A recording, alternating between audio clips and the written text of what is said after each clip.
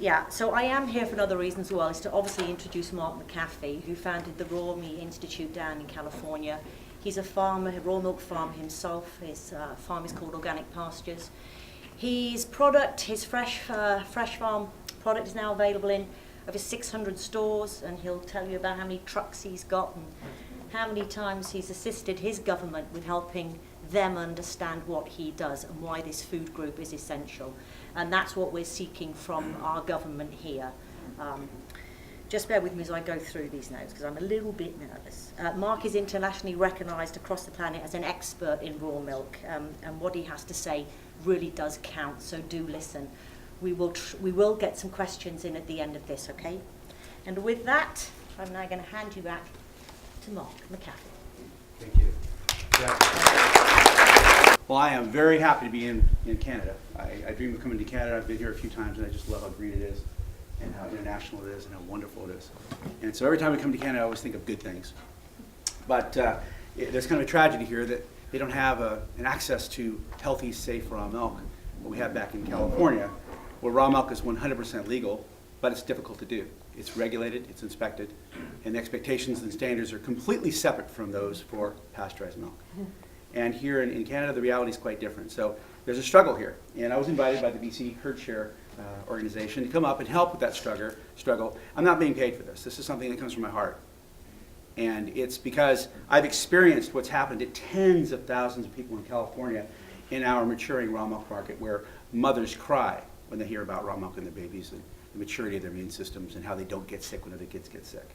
So there's a very deep place in me that reaches out in compassion to those that don't have access to raw milk. And that story kind of resonates with why I'm here, what we do, and why the people in this movement are so moved by what we're doing here. And the complete ignorance of the Human Genome Project, which drives the reason why bacteria matter in our lives. So tonight I hope to be compelling, I hope not to bore you, I hope to excite you, I hope to motivate you and make you really scratch your head about what the hell you're doing in Canada. So, that said, the Queen Mum drinks raw milk. Yes, she does. Yes, she does. And she did for a long time. And so did Christy Clark. Yes, okay. Yeah. Wow. Yeah. Yeah, pretty compelling. Yeah, I know. And there are several politicians inside that cabinet that do, and they get their fix from a few farms around BC. Some of them haven't come out and supported us openly, but just really, they're just members of the public like us to a certain extent. So I think that the way to get this message across are through forums like this. Too bad we can't do them too often. But. So tonight's presentation has been labeled with help of the BC Herd Share, because we wondered what message should be the resounding message. And it's the new science of farm fresh, unprocessed milk. We didn't use the word raw milk because the word raw milk in Canada actually means milk that's intended to be pasteurized. And this is milk that's not intended to be pasteurized. This is milk intended to be drank directly by human beings. So it's fresh, unprocessed milk. And does it truly constitute a health hazard? Because in 1988, as Jackie touched on, in the dark of night, after some coffee meeting someplace, guess what happened? The regulation was passed that criminalized raw milk production and sale here in this part of this province. And as a result, now we have a regulation which makes it a crime. 1988 is an interesting date. But this passed, and there was a FOIA, Freedom of Information Act request made just recently to determine what kind of evidence was presented, or what communications, or I don't know if they had emails back then, but what phone calls were made, what communications, what letters, what evidence was there that this was a health hazard? There was nothing that was found in their digging around in the FOIA of the official documents. But we have now a interesting health hazards regulation, which I'm not an expert in, I'm not going to claim to be. But the bottom line is we have a regulation now which makes it a crime. And the penalties are outrageous. 3 years in jail and $3 million for the sale and distribution of raw milk. Does anybody know what heroin or opium? It's just a few months and $1,000 or $10,000. Isn't it something really superficial? It's like nothing. Off for good behavior. So they really wanted this message to be sung right home. They wanted somebody to be scared to death that you do not do raw milk in Canada, especially in this province. So this is a very stinging, deep wound that passed without discussion, without evidence, without anything. And it's pretty compelling when you see that the FOIA result was, nada, nothing. your request is for this, conducted a thorough search including archives, and no records were found. Either they're burying it or there wasn't any discussions. It was just done as a favor over coffee. But it happened and nobody objected, and here we are today. And Mark, just on that, it's interesting to add, I always say that our lovely BC Milk Marketing Board have done just such a tremendous job of scaremongering Canadians into thinking that fresh farm milk is going to be bad for us, that we experience milk wars in our own family, right? Well, I was on a radio talk show yesterday. Anybody hear that radio talk show? What was it, Ian? CFAX. CFAX. Yeah, Ian Jeffries. Half an hour. And he asked a very compelling question. Why is this all the way it is with the suppression of information in Canada? And fear is one of the greatest ways to keep people scared of doing something. And fear is being used in Canada to exploit the ignorance of something. And unfortunately, when you don't have a market that's mature, like raw milk market that's mature, the people don't know what they don't have. So there's no really uprising to go and say, oh, don't take that from me because you never had it or you didn't have it. So fear is a great way to keep people even thinking of even going there. And as a result, you have the milk marketing boards. And you don't think about it. You're a dairyman in Canada, and you bought your quota or got in your quota either through generational inheritance or you bought it, and it's increased its value from just $1,000 or $2,000 per cow many years ago to a point now where the right to sell milk to the national milk pool, the federation that you have here, and I don't know the exact intricacies of it all, but the right to sell milk as a dairyman now is worth $45,000 per cow. That's not the value of the cow. That's the value of the right to sell milk from that cow.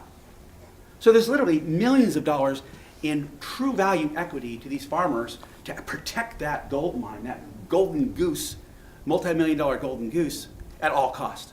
Yes, sir. But doesn't all that is for the actual marketing of the milk. It's got nothing to do with whether it's pasteurized or not. All milk produced in Canada is supposed to be pasteurized. I realize that, but the reason that there is a supply is a marketing board is to keep a supply management system Correct. in Canada, so Correct. that we can Correct. so that farmers can make a decent living. Correct. That's exactly right. And well, okay, but you're misconstruing the Yep. the object of the marketing board. The marketing board is not there to stop people from drinking raw milk. No, you're right. No, it's not. I'll tell you what, let's carry this conversation forward because I think we'll get context in a minute here about this because all raw milk is supposed to go to be pasteurized. Yes. Okay? And if it bypasses the pasteurizer, guess what? You have just usurped the system to protect the supply management system and the value of that contract and all kinds of things. Yeah, and that's what I'm saying. And I don't have any problem with this. I would like to be able to do this. I would love to be able to sell raw milk, but I would like to see it stay in the system. Correct. Right? Well, that's the story we have here. You can always see, you can already see the energy going on. It's kind of interesting. Television. But I'm not in Canada.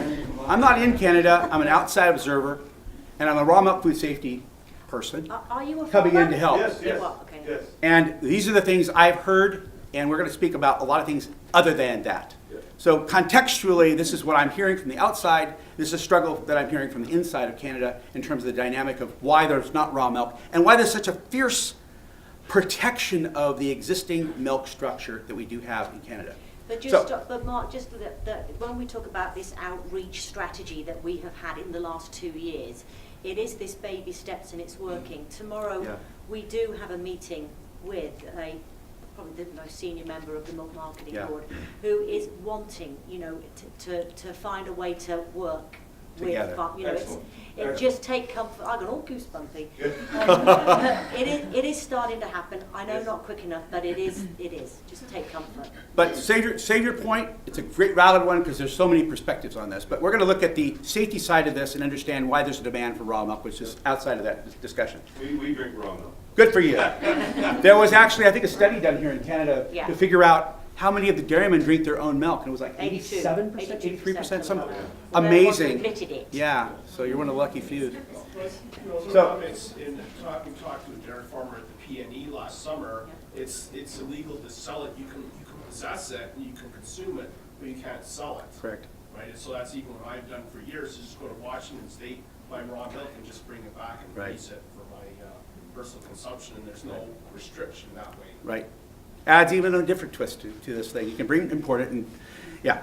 So the FOIA request results basically in no records found, And the bottom line was that in 1988, everything changed. Nobody really knew about it until later. So that's what happened historically.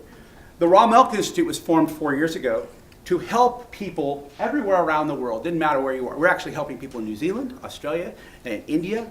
We've helped people in South Korea. We've helped people certainly here in Canada. And we have people here in Canada that are listed by the Raw Milk Institute and actually using our common standards, which have been vetted by the CDFA and the California Department of Food and Agriculture and others, to be a realistic approach to producing raw milk in a safe way. Now, we'll never hear us say guaranteed perfect, because no food is guaranteed perfect. In fact, the idea that pasteurized milk is perfect is far from true. Far from true. The CDC, our Centers for Disease Control, have 77 deaths associated with pasteurized cheese and pasteurized milk since 1972. And there's probably a lot more, because I found some gaps in their data where they didn't report certain pieces of data. But they have 0 deaths associated with raw milk produced in America. They have 2 deaths associated with imported Mexican cheese with listeria, but I don't claim Mexico. This is just America. There's none. So when you think raw milk is so dangerous, you've got to go back 120 years ago to really find the dangers. In the problems, the horrendous hygiene and sanitation problems of the 1850s through 1890s. That's when there was a crisis in raw milk. The rest of it's been industrial convenience. It's been shelf life. It's been just being able to deal with lots of fairly dirty milk and make it safe and sell it to all the people, and everybody's happy, and the processors make a lot of money and the dairymen don't. Okay? Now, that said, the Raw Milk Institute was formed because we found that across America and across Canada, there were no standards for raw milk. You could go state by state in America and find all kinds of things.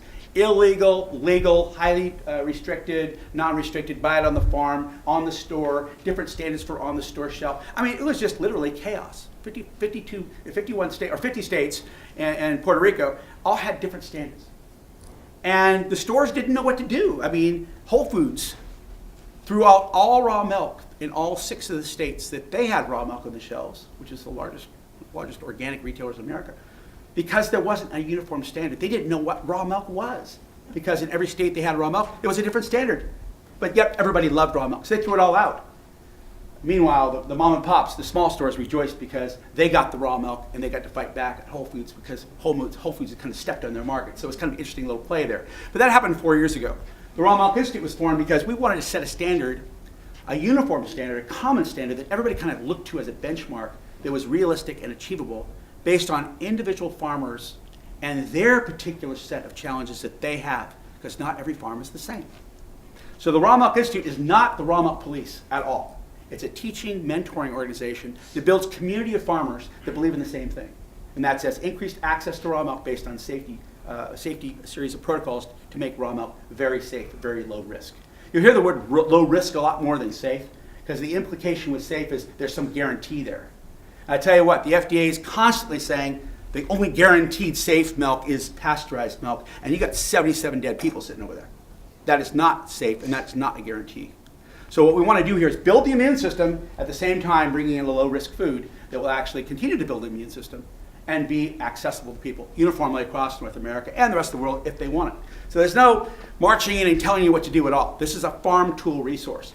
And we engineered this to be for the regulators, so they understood what they were looking and talking about, for farmers, so they understood what they were doing, so they weren't just walking out and doing, okay, I'll just milk the cow and sell it, and for consumers, so they could drive up to the farm to get the milk or wherever they go, and they saw the white picket fence and the roses and thought, that's a great farm, I'll get raw milk, and they didn't have a clue about what was going on inside of the cow or inside the milk lines or inside the head of the farmer. And what this does is provides the consumers a reference point. Go online and look at the written food safety plan that farmer has that's been audited, and the tests from that plan, and know what you're drinking and eating. It's pretty powerful when you think about that. Very transparent, very 21st century with the internet, really cool technology, all kinds of neat stuff. And that farmer is a part of a large community that if he has any challenges, just pick up the phone and call the other mentors, and they work together. And you have the email chains that work. A question is answered very quickly by a PhD or other farmer, and sometimes we don't know the answers, but we'll search for it and we'll do the best we can to make it the best solution that farmer needs. So a community of people that help the consumers, and the legislature. So when you go to pass laws, there's some place to go get reference information that's scientifically proven or on its way to be proven, or at least testimonial or anecdotal, connecting to the best universities, whatever it might be, so you can have some data to try to evaluate what's going on and not just fear factors. So Raw Milk Institute was formed on that basis, and it has a wonderful board of directors with PhDs, epidemiologists, veterinarians, and doctors, and all kinds of people on it that help contribute, including producers and consumers. So it's a broad-based coalition of people. It's interesting that raw milk is a very new but yet very old model of production. There was literally 100 years of dead milk before we discovered the value of literally missing milk in our diets, because prior to 100 years ago, raw milk was plentiful around the world. In fact, it was something human beings relied upon because there was not a supermarket to go get food. You had a goat, a sheep, a horse, a camel, that you had grass, you had food tonight. Your kids didn't cry and go starve. We've forgotten that with the convenience of big supermarkets, where food doesn't come from the farm. What are you talking about? It comes from a shelf. And it's beautiful. It's got a great label on it. That's not the way it was 100 years ago. And we forget that very quickly when you look at the overall scheme of history of thousands and thousands of years. The last 50, 70, 100 years is nothing. But yet we've changed up quickly because of the convenience of the modern store and forgotten the origins of it. So when you look at this interesting model we have today, and this is pretty much the universal model around the world, you got lots and lots of dairies. They bring their milk to a central processing plant. All that milk is commingled together. The standards used are very loose. Bacteria counts are very high. Pathogens are not checked. It doesn't matter because you're going to pasteurize it. The farmers, for the most part, are paid very low for the milk, and you have to get big or get out. Commodity market pricing. There's very little value added for additional work on the farm except to make it really cheap and make a lot of it. There's no value added for super clean anything. Mankind has done a really good job over time arising to whatever standard's been applied to mankind's challenge. What gets measured gets done. So when you put a low value or a low standard, that's what man's going to jump over and do. And you get really low returns for that too. So that ends up with a consumer out here completely disconnected from the dairy. When this dairyman commits suicide, and there's been 7 suicides in the United States in the last 6 years because of the low milk prices, this consumer doesn't cry. Doesn't even know about it. The dairyman just dies. When that dairyman goes and loses the multi-generation farm, consumers don't cry or know. Because it's all commodity market branded. This central creamery, this processing plant makes all the money. It's the face of the farmer, but it's not the face of the farmer. It's the face of a commodity market system that brands it with complete non-distinction of where that milk actually came from. And more, consumers want to have a relationship with their farm. They want to know, get to know your farmer, get to know your food. And it's actually a whole philosophical thing done at the USDA now is get to know your farmer, get to know your food. Well, when you get to know your farmer and you get to know your food, it looks just like raw milk. Our dairy sells in 22 farmers markets around California.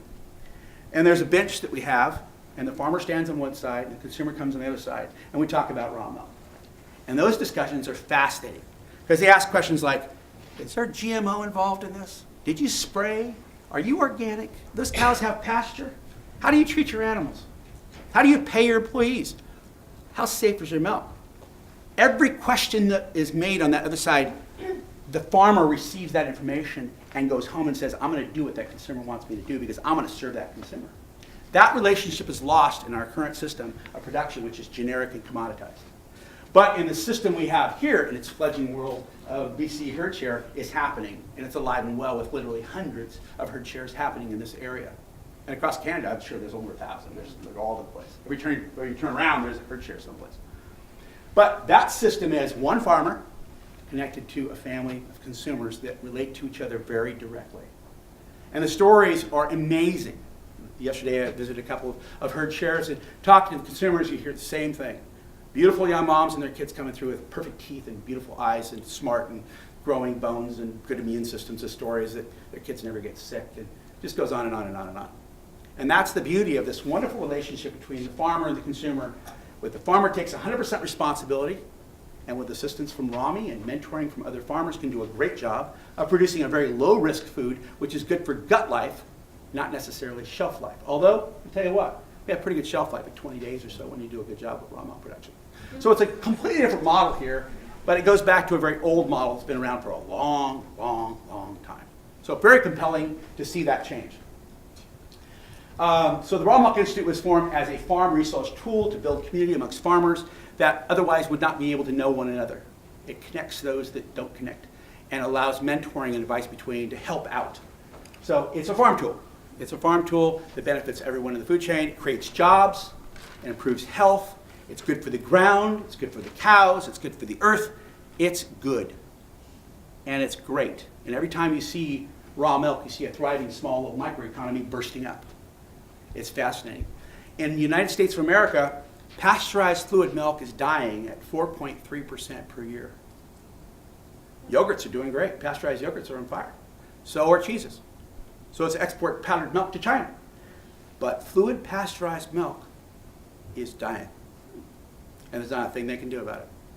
3 years ago, I think 3 or 4 years ago, it's 2011, it's 4 years ago almost, the California Milk Advisory Board in California spent $35 million, that's $1 per person in California, to try to improve this crisis of declining milk prices. What do they get for that? About a 2.5% decline in consumption of fluid milk. It actually had been 1.5% the years before, and now they got 2.5. So I believe, this is my theory, completely unfounded, it's my own personal philosophy, I think it's right. More people went out and tried fluid pasteurized milk, and more people decided they didn't want it. So their promotion campaign actually accelerated the decline of consumption of pasteurized milk because, guess what? At our FDA website, and NIH, National Institute of Health website, if you were to Google on your smartphone right now, most allergenic food in America, #1 is milk. Pasteurized milk. Thank you very much. That's right. #1. Yes, ma'am. What about the relationship with bovine growth hormone in milk? We'll talk about that too. This is a long presentation. But the bottom line is you've got allergenicity associated with pasteurized milk, but not raw milk. All the studies in Europe show it to be actually very good for asthma, allergy, and eczema, and all that kind of stuff. And you've got lactose intolerance and the non-digestibility of pasteurized milk. To quote, and I won't use his name because he asked me not to use his name, but he loves raw milk. He's the foremost researcher in the United States of America and probably the world on raw milk for UC Davis. He said, pasteurization is an 18th century solution to an 18th century problem. We can do a lot better than that. We have the technology, know-how, and understanding biology. He also said, pasteurized milk is not digestible by children. Why? Well, he knows why. When you pasteurize milk, it is no longer milk. It is a product made from milk. It's no longer milk. Milk is a living whole food. Enzymes, bacteria, minerals, all kinds of constituents that are in there that are powerful and wonderful and healing. What is raw milk? What's its purpose? When a baby is born, it doesn't have much of an immune system. So what does raw milk do? It goes in and builds the immune system, and it goes into an incomplete digestive tract. Newborn babies and young babies, they drink raw milk from a breast for a reason. It's because it's raw milk from the mother's breast. And it provides a whole food for the baby, because the baby's digestive tract is not completely formed yet. It needs all those enzymes and bacteria and fats and all the things put in there by God that we don't even understand yet. And when the mother's finished breastfeeding, if you go to pasteurized milk, you have a car wreck with that child. You've got all kinds of cramps and diarrhea and this and that and the other thing. But if you go to raw milk, goat, sheep, horse, cows, whatever, around the world the story's the same. Children thrive. In fact, interesting to note that the ancient Hindu wisdom was the cow is the mother of the universe. Now, why is that? Well, when the mother died, and often they did in childbirth, it was the cow that saved the child's life because it was the mother's milk source. Yes, ma'am? I understood that it's homogenization is actually... Homogenization contributes to the challenge as well. And we're going to touch on that as too. We got all that covered. So anyway, that's what this is all about, and it's pretty exciting. When we look at the FEAR campaign, we look at our USDA and the classification of risks in terms of food. Pasteurized milk and raw milk are barely on the chart. Very, very safe. The most risky foods are fish and shellfish, especially oysters and 16 people a year die from that, from Vibrio. And then you look at poultry, salmonella, eggs, beef, pork, produce, leafy greens. They're all way up on the chart. But pasteurized milk and raw milk are way down.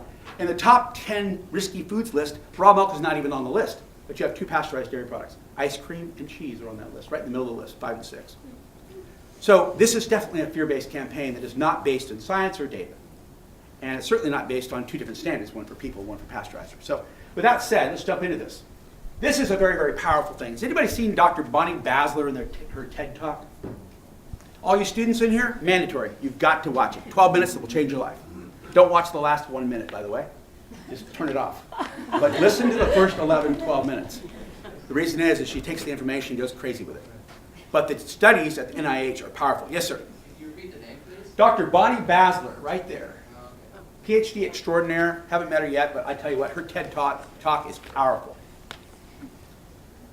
The NIH is a human biome study. Anybody study that a little bit? I know we have a biology student over here that's pretty sharp on it. But this is important to understand. In America, we spent $4 billion to figure out what DNA makes us human. We got finished figuring out the 27 or 28,000 pieces of DNA that makes us human. We'd only discovered 1% of the human genome. What the heck are we made of? And the bottom line is we're made of all kinds of things besides human DNA.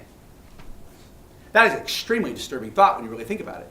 When I look at you, I think of you as bacteriosapiens, not actual human beings. And your best and highest expression is when you have the best bacteria in your body sharing at the cellular level. That's a discovery I didn't make. That was $4 billion in 12 years of work by the NIH. My own FDA did that study. And it's suppressed like crazy. Because let's not talk about that. It doesn't sell more Purell. It certainly doesn't sell pasteurized milk. It doesn't sell antibiotics worth a darn. Because antibiotics are actually anti-human when you think about it, right? So we have this very disturbing new information we just have to come to live with a little bit, which is we have a 10-to-1 count of cells in our body, which are bacterial cells versus human cells. Let's just pick that number. They think it's about 1 trillion. They counted up, basically it's 1 trillion human cells. But there's 10 trillion bacterial cells living on and in us at any time, or more or less. Because I don't think anybody's going to count it. You can't. It's in situ. It's impossible. But the bottom line is that's about right.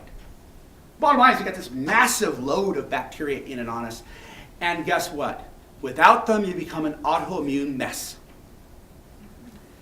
Guess what the bacterial DNA contribution is? It's not 10-to-1, it's 100 times to 1.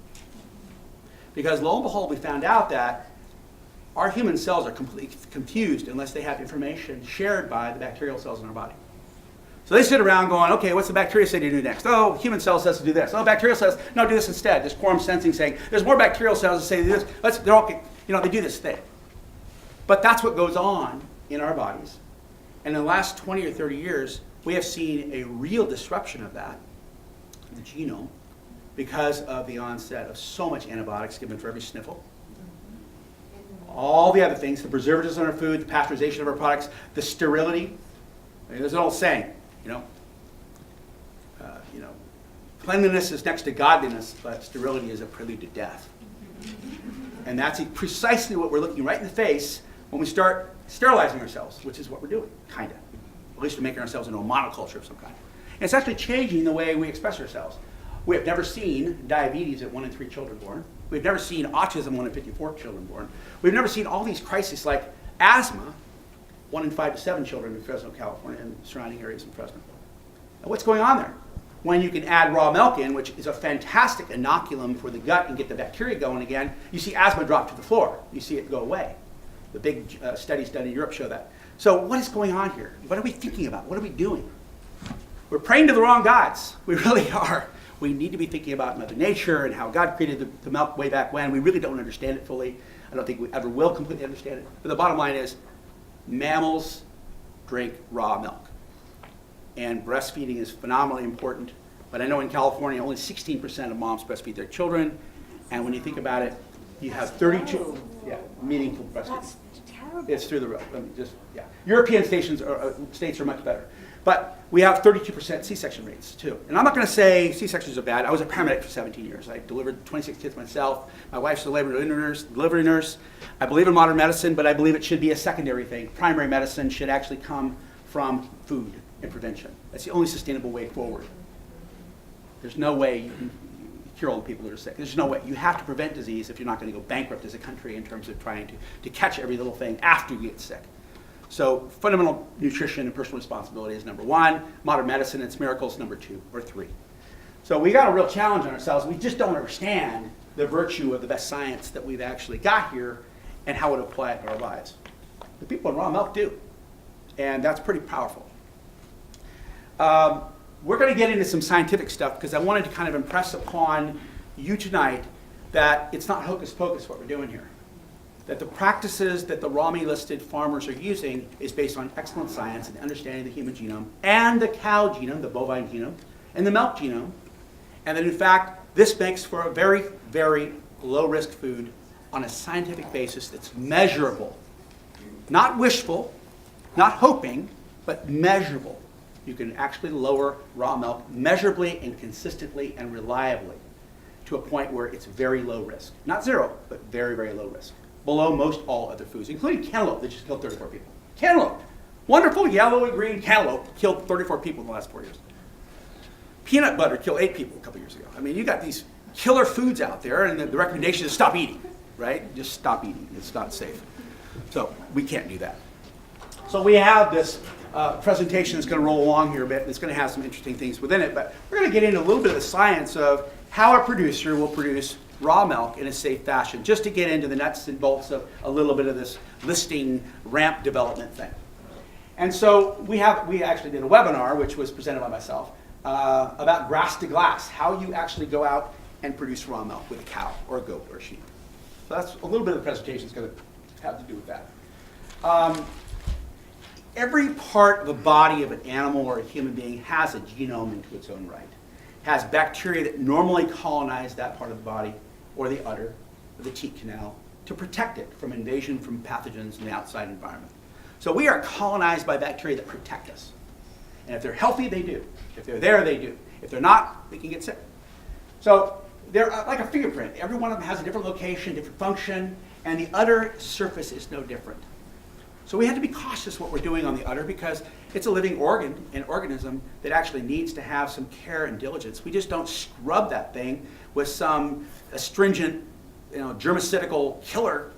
It's very dangerous. In fact, the conventional dairy system, the dairymen up there that do for pasteurization probably do one of the best jobs in terms of protecting the udder from infection. Because if they get mastitis in that udder, that cow's out of production. And so a lot of the dairy chemicals and stuff, supplies are actually engineered quite well to keep that udder in great shape. But I will say, they don't do a very good job of protecting the milk, but do a great job of protecting the udder. Because without the udder, the cow falls apart. You don't have an economic machine to make money. So we actually looked to the dairy industry for pretty good guidance in terms of how to protect the udder with pre-dips and post-dips and how not to go crazy on cleaning the udder up too much. But we have to do a couple steps farther because this raw milk is intended for human consumption, not a pasteurizer someplace. So there's further thought that needs to go into the balance between cleaning and not being too clean. Because the residual bacteria in the teat canal are actually the beneficial bacteria that protects the cow, and it's actually the contributors to the raw milk itself, which is very good for you. So there's a balance between being too clean and being clean. And that's where we strike this balance, which is based on science and good information and testing to understand where we strike that balance in terms of what we do. So the udder has its own biome, and we're very cautious that we treat it with some due regard. Breast milk contains 700 bacteria. Wow, that's normal, healthy breast milk. It's not sterile. It's got all kinds of goodies in it. Because guess what? The baby needs that. It needs it in order to build an immune system that can live in the environment that the house, the home, the father, the mother, the brothers live in. Because without that accommodating mirror image of the outside environment in their gut, you've got problems. You can't deal with that environment. You actually get sick. So there's this wonderful compost pile in the gut, which has a polyculture of a biodiversity of bacteria that has to do with breast milk bacteria at first. It's also a mirror image of the birth canal experience at birth, if not C-section. Has to do with the kisses from daddy. Has to do with the kittens that crawl over it, and the cats and dogs, and as they get a little older, how they crawl out in the pastures or whatever they do next. Why do children put their hands in their mouth constantly? They suck on everything. That's a reason. They're sampling their ecosystems. They're becoming in balance with their ecosystems. And the healthy the kids are, you see a lot of farm kids really, really healthy because they're always out there eating the grain when the cows are sucking on a piece of manure or something, right? I did it when I was a kid. I lived on a dairy. It was like, that made me sick. As a result, you see the story all the time. The farmer kids are the ones that are really, really healthy. They tend to be the ones that eat the strawberries directly off the bush and berries off the bush and drink the milk out of the cow and crawl around and get dirty and all kinds of stuff. And yeah, they get cleaned up to go to church, but they're dirty most of the time. Okay? In fact, it's interesting that you see the Amish. in America. Now, they have their own challenges. They're not perfect. But their incidence of autism is 1 in 15,000 children, when the incidence of autism in America is 1 in 50 to 60. What's going on here? Now, I'm not a genius, and I don't know what autism really is caused by. Nobody really does. But I tell you what, you can certainly look at the wastebaskets of risks that contribute to autism, and you can look at the Amish, and you can say, you know what? They don't vaccinate their kids. They rarely get antibiotics. They eat out of their gardens. They eat a lot of raw milk. They run around barefoot. Okay, that's the Amish. They have almost no allergies as well. There you go. That's my point. You stole my punchline. But the bottom line is, you're exactly right. Go to the head of the class. And what is the mainstream kid doing? Purell 3 times a day. The kid gets showered. Antibiotics for every sniffle.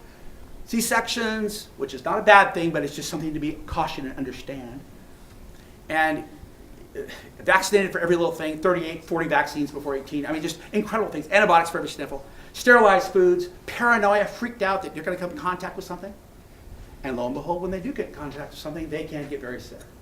So we have a very disturbing polarity here between the environments that these children live in, just as 2 examples in terms of what we're doing for our children in terms of how they grow and how they mature. So it's not rocket science. It's very simple Mother Nature's wisdom here that's playing part on this wonderful Earth we call our spaceship. And we've really ignored what we are, and this is really pretty tragic. So anyway, we got this bacteria here. And we've got these fantastic researchers at the UC Davis International Milk Genomics Consortium. And once a month, they put out a limited edition of the Splash newsletter. The Splash newsletter is pretty radical stuff because the FDA would not let the public read it. They banned its circulation or printing on the internet. It goes to a limited list of people. I'm one of those people. I get it. And I put it on the internet for everybody to see. Because I want the best information that we can to understand what the genomics of milk is all about, and to share with everybody as much as possible what's going on with understanding raw milk. And these people here have done a great job. They have their 13th international convention now, and I'm actually going to it in Aarhus, Denmark in a couple of weeks. And we're going to listen again to some more information about raw milk and what makes it tick, or what we think makes it tick, because it's so difficult to understand. And it's pretty powerful because the people up at UC Davis, and I won't mention their names again because they don't eat. They get fired because their money comes from checkoff dollars from the dairy industry. And so they drink raw milk, they love raw milk, but they can't talk about raw milk because their money comes from the mission of find out what's good in pasteurized milk so we can promote it. Damn it. Because they're dying on the vine there with pasteurized milk volumes going down. In fact, more and more of their studies are about probiotics because that's good. The Greek cheeses are doing well, the Chobani's are doing great, the cheeses are doing great. But guess what? Bacteria's been added back into them after they've been pasteurized. They've had CPR done on them, and they're digestible and they're not as allergenic. Okay? So they've got a real challenge. They can't find anything good in pasteurized milk. All the good stuff's found in raw milk. They're trying to extract that good stuff and put it back in pasteurized milk. And it doesn't work. There's still dead pieces in there. Dang it, darn it, we killed it off. So they're highly frustrated, very intelligent people. They drink raw milk, love raw milk, and can't speak of raw milk. And that's pretty powerful stuff to think about. But this whole paradigm is cracking, and things are changing. And anyway, it's a very good time to be alive in terms of all this stuff. So anyway, we've got these bacteria that colonize the teat canal here that protect the cow from invasion of pathogenic bacteria when they lay down in the environment. And these are very important that they remain intact and they stay healthy. So there's very few bacteria that actually live up inside the udder. And when they do get bacteria living up inside of the udder, we could call that mastitis, or there's actually an infectious process that occurs. And that's unusual and not good. And a lot of that has to do with the abuse that mankind does to the cow, not what the cow actually has innately. Her immune systems have failed to protect itself, and it gets infection because the teat canal was open and something got in there, and there you go. So it's incumbent on us to protect the cow from the environment. That means we have to have good conditions for that cow, so when she lays down, it's dry and she doesn't get a bunch of mud and junk up in there, and that we don't use a bunch of antibiotics because you create antibiotic-resistant infections when you do that. There's just lots of things. Yes, ma'am? So a few slides back, you said there is over 700 kinds of bacteria in human breast milk. Yep. So there are few kinds of bacteria in cow milk, or is it Nope. pathogenic bacteria? Nope. Interesting thing. The milk genome is not complete until the milk exits the teat canal. The contributions are at the teat canal and at the meatus, at the opening, and down the teat canal, not up inside of the milk. So milk inside of the udder is actually incomplete in its genome until it actually exits where the other final bacteria are entered into it. And then you've got the complete expression of milk. Pretty interesting. Yes, sir. Dr. Sennett, are you familiar with her work? Yes. Roundup Ready? Leslie She Price, said yeah. that she takes the 1 in 50s from the pervasiveness of Roundup Ready in everything, everywhere, the waterways, food. I guess which foods the cows eat get sprayed with Roundup Ready? Roundup Ready is one of the challenges. There's many, many challenges here. So it's just one of many. And the bottom line is the conditions, part of it's nutrition. And Roundup Ready is one of the challenges, just one of many. It's the most pervasive. It's very pervasive, but also with antibiotic abuse, so is hormone use, especially on your point earlier about DST hormone, which is now dying out in favor in the marketplace because consumers got smart about it and said we're not going to buy that stuff. And the dairy industry said we're not going to do that stuff, mostly. So consumer-driven demand has actually done a lot of these things. So anyway, we have very low bacteria counts inside of a healthy udder. That's the point. But when it exits, there are actually contributions at the teat end, which actually bring the biodiversity of many different kinds of bacteria and their little cousins and uncles into milk that's healthy. So milk is not a sterile food. That's the point I'm making. Okay, there's two major categories of bacteria. You've got the internal bacteria inside and the external bacteria. Internal bacteria is literally not supposed to be there.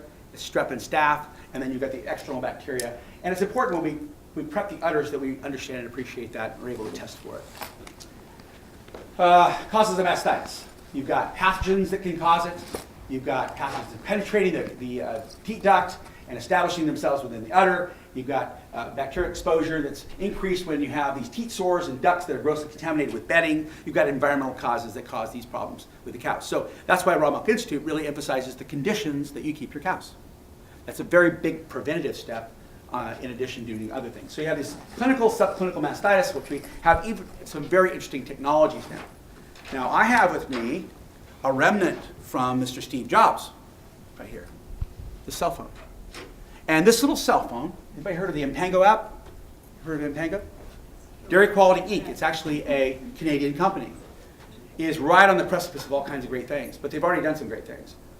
In 45 seconds, I can do a somatic cell count on my iPhone and determine if I have clinical mastitis and count the somatic cell counts and know whether it is strep or staph by using a little app. In fact, one of your cow shearers up here is using it. You buy this $2,000 little app click thing. It looks like a little card reader for a credit card. You stick it on there, and then you get a Delaval sample cassette. You suck up a little bit of milk, you stick it in the side, you punch, do your thing, and what do you know? In 45 seconds, it gets you a picture because guess what? It turns your camera into a 600 power microscope. Oh my God, it's right. Wow. Who'd have thunk it, right? Now you got a picture right here of the slide of, wow, that's what it looks down there, 600 microscope. And guess what? That's strep, not staph. Thank God I don't have to call the cow because staph you got to get rid of. So you've got data right now, not 4 days from now, and you can do it right now for about $2. So that's the kind of technology that I hope somebody's listening from in government here that has come to pass that didn't exist 40, 50, 60 years ago, or even 5 years ago. Right. Now we have the crossroads of technology, understanding the human genome, and the ability to decisively determine what's going on with our cows right now, 45 seconds. Pretty powerful stuff. And within a year, maybe 6 months, 8 months, we're going to be able to count coliforms with this, which is an indicator of sanitation, right now in 50 seconds. So, What's the name of the app again? It's called the Impango app from Dairy Quality Inc. And it's tried and true, it's out there, it works really, really well. In fact, my wife has her master's in nursing and decided to retire from nursing because she took over our auditing for our rent plan at Organic Pastures Dairy. And she does the white glove test, and she's mama, she's my wife, and as the owner of Organic Pastures, she goes around and people they fear her and love her because she carries a whip and a white glove, right? And she's the auditor for our food safety plan. And she does our Impango app, and she trains people on it and uses it. And it's interesting because she said, there's something really wrong with the DHIA test. Anybody know what DHIA is? Dairy Herd Improvement Association? Okay, dairyman up there. They come in, they can test your entire herd, and for pretty cheap, in a couple days, you get the data back and says what the somatic counts are in your herd, which is generally an indication of mastitis or inflammation in the cow's udder. And they came back with 20 cows out of her cows that had this astronomical data, this over 1 million counts. Like, what's going on? These cows look great. There's nothing wrong with these cows. They don't have mastitis. And so we sent the cows' tests off to an independent lab for assessment, and DHA was all wrong. And guess what? Our Mpango app matched the independent lab's assessment. So we're double checking on dairy industry now.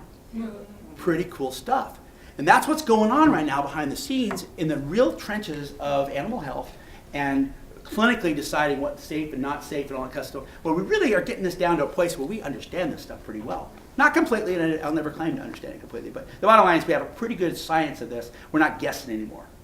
And it's based on some real advances that innovative people have done, and it's getting better and better every day, literally every day. The acceleration in technology is so rapid, it's incredible. So that's just a little insight into being able to determine clinical versus non-clinical and have that information right now, not 3 or 4 days from now, cheaply, inexpensively, for most dairymen. So pretty powerful stuff.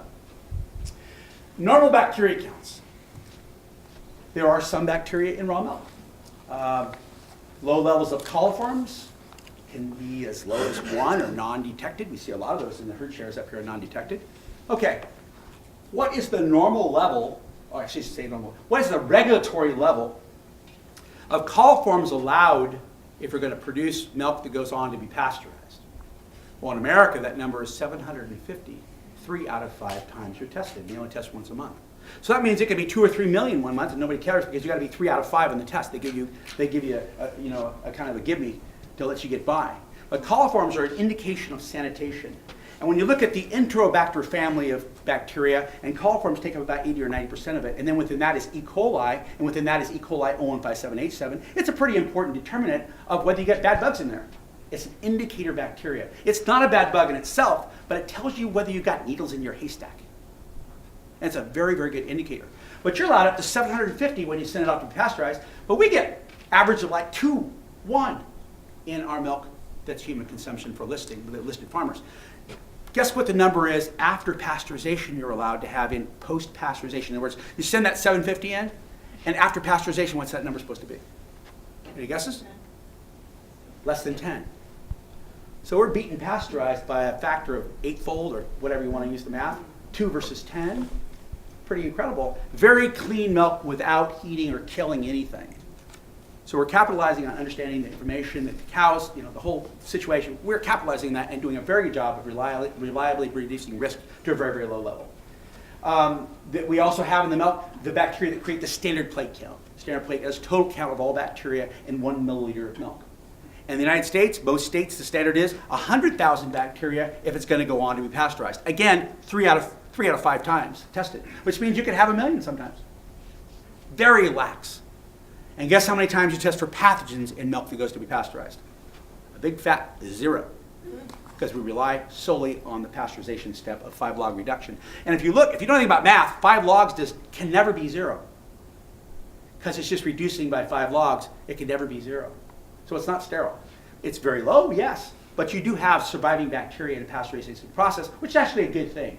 Because the more bacteria that survive pasteurization, the less of an instance you have of Listeria monocytogeny, which kills people in post-pasteurization contamination.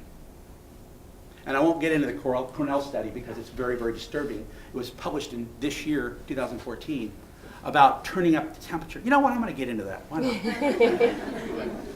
This room isn't that bored. We're going to talk about Cornell study. The Cornell study was not funded by the Raw Milk Institute. It was not funded by Sally Fallon. It was not funded by Westlake Price. It was not funded by me. It was funded by the dairy industry. The Cornell study, Nicole Martin is the PhD who did this, along with other PhDs at Cornell. And it came on because in 2001, September 11th, our towers came down and 3,000 people died and terrorists were attacking America.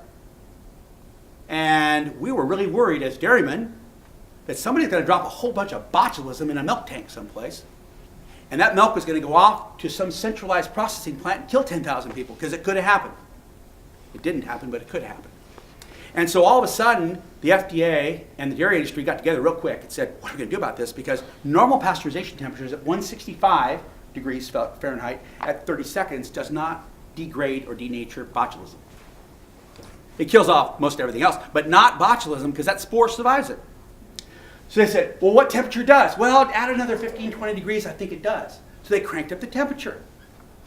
And Cornell goes through this whole 9-page litany of what happened when they turned up the temperature.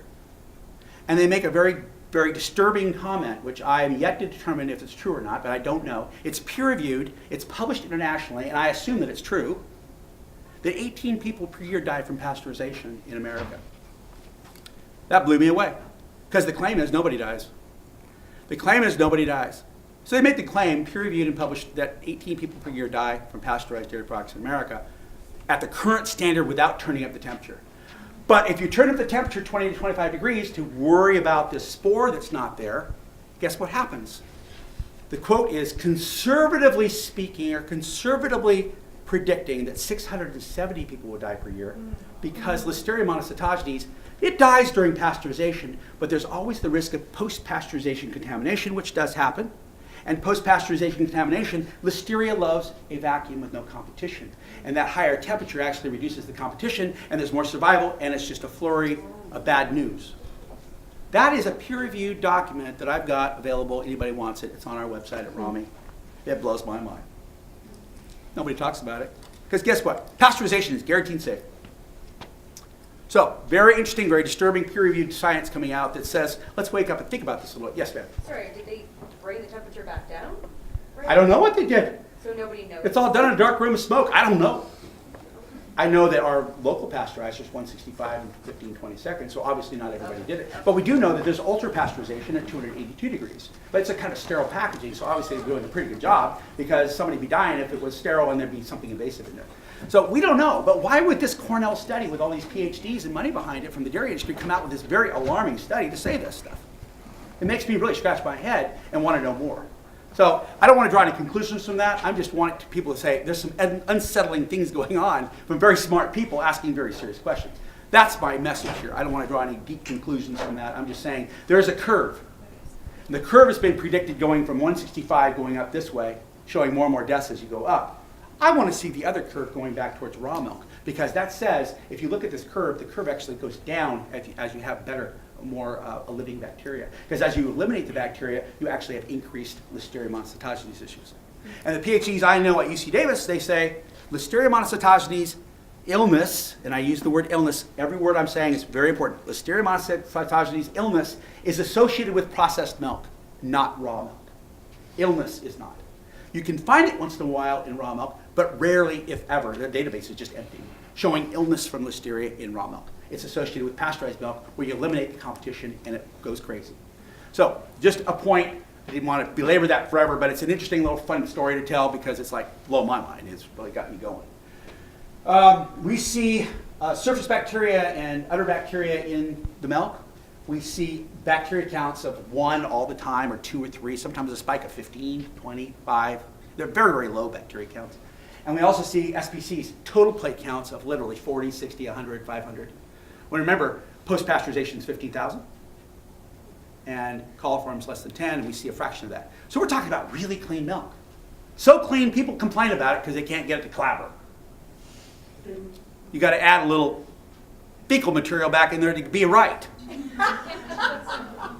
You laugh, but let me tell you something. You go to the Maasai in Kenya, and that bottle that they milked into is filthy dirty, because it has the cultures of the yogurt from 2 days before that never got washed out. They're the healthiest people in the world. They all win the marathons. They all drink raw milk that's been fermented, because they don't have refrigeration. So fermented raw milk with these local cultures has been the basic foundation of health for many cultures around the world, including the Outer Mongolians and their horse milk, including all people over North America recently, but Europe for years and years, Russia for sure. They drank raw milk. And it was fermented raw milk mostly because they didn't have refrigeration. And it was these local bacteria that would culture this milk and cause it to be something clabbered. Well, this milk, we have a real challenge in America today and in Canada today. We have city folk wanting to have immune systems like country folk.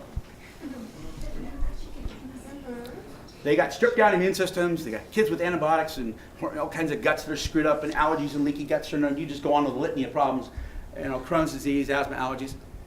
And it's like the moms recognize, hey, I gotta get this kid dirty, let's go back to the country. And they go to the country and they can get sick because of the fact that they're actually having a collision with the biodiversity that their body can't handle.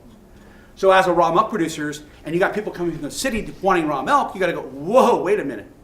I can't let that little piece of manure be in the milk anymore, because I don't know how that kid from the city is gonna react. And I certainly don't wanna make him sick. So we have to change our practices to deal with and address our modern day challenges When 100 years ago, that's like a manure. Pfft, who cares? Go for it. So we have a real challenge to deal with raw milk safety in terms of what the reality of today is in the immune systems we have in our children, as we build back, hopefully, some more robust immune systems over time that can deal a little bit more of this stuff. So here's our standards for the Raw Milk Institute. We have coliforms less than 25, plate counts less than 15,000, and you get to a point where you look at the data, and we'll talk about it, we'll show you some data, and you see a fraction of that, because once you start managing it, it drops to next to zero. Very, very low. Yes? Are you talking about goat milk and cow Yes. milk? Okay. Yes. The only difference probably would be somatic cells. The actual standard plate counts are very similar. Okay. Clean raw milk is safe raw milk. Well, that's an assumption we're making for today, as the best information we have for today. We don't know that that's actually true, but we think it's true.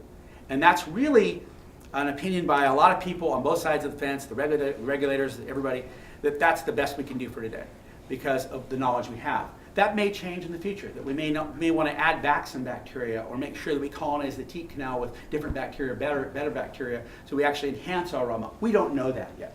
But we do know we need to be looking at that because that's so valuable to the health of the cow and the health of the consumers.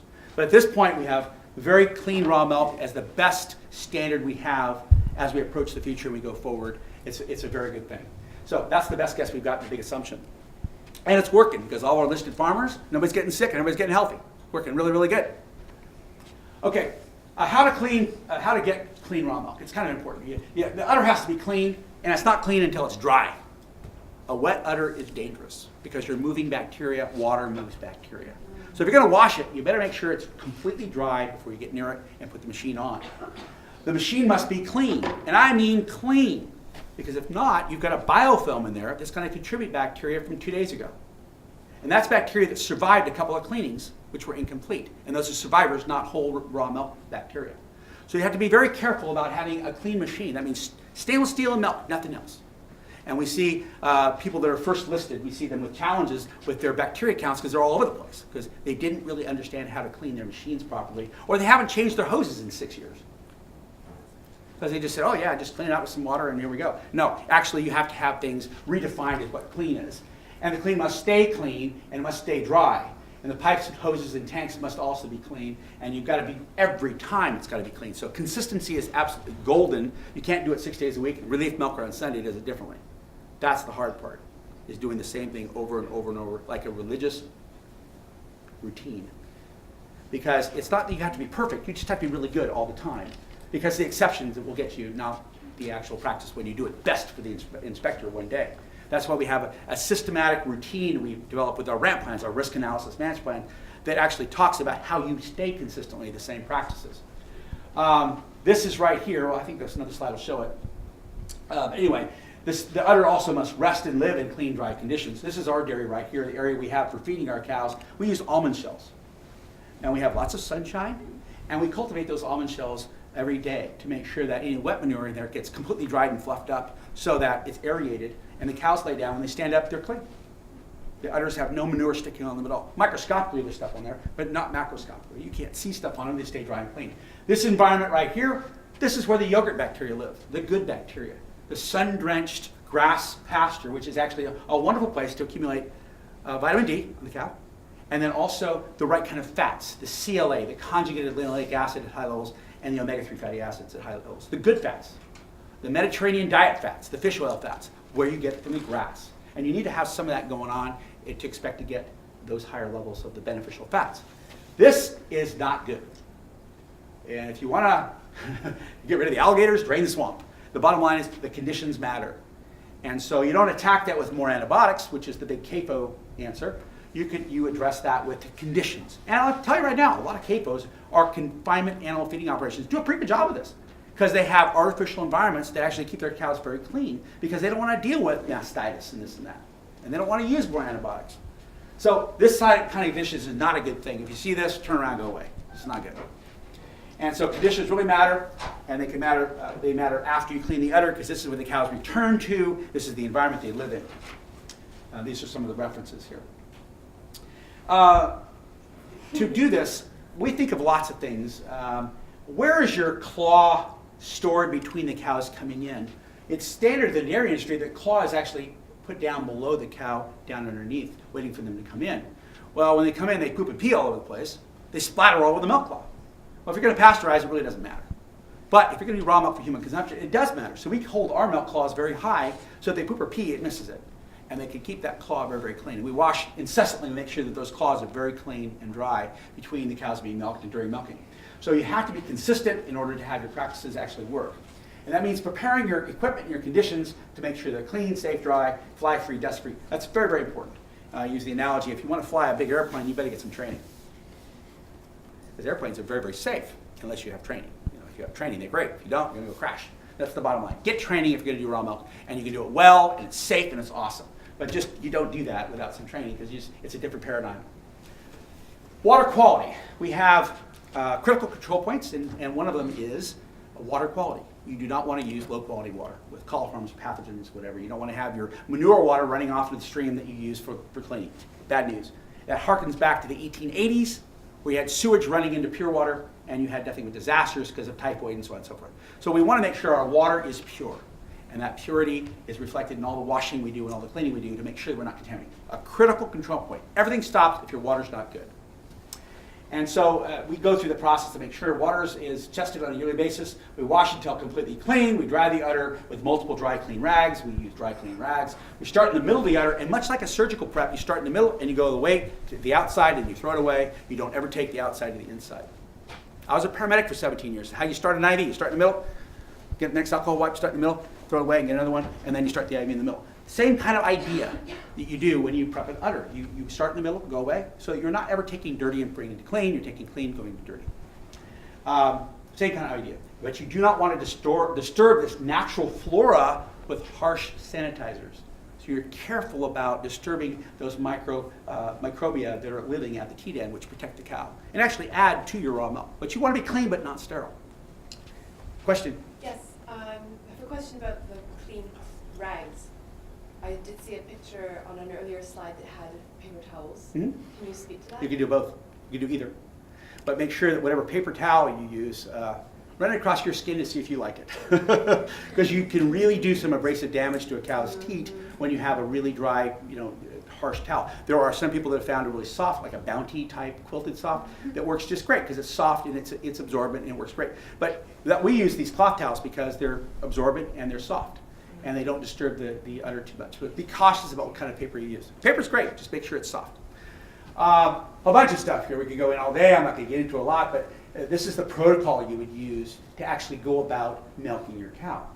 And you pre-dip the teats, you fore-strip the teats, you check for the milk quality, you check if there's any problems with your somatic cell counts, you apply the machine, you're careful in guiding the claw to the udder to make sure you don't suck something off of a leg someplace, you don't drop the claw down in the floor, you keep the floor clean, so if it does drop, it doesn't pick anything up. These are all things you're thinking about as a raw milk producer that you would not necessarily think about as a milker that's producing raw milk for pasteurization.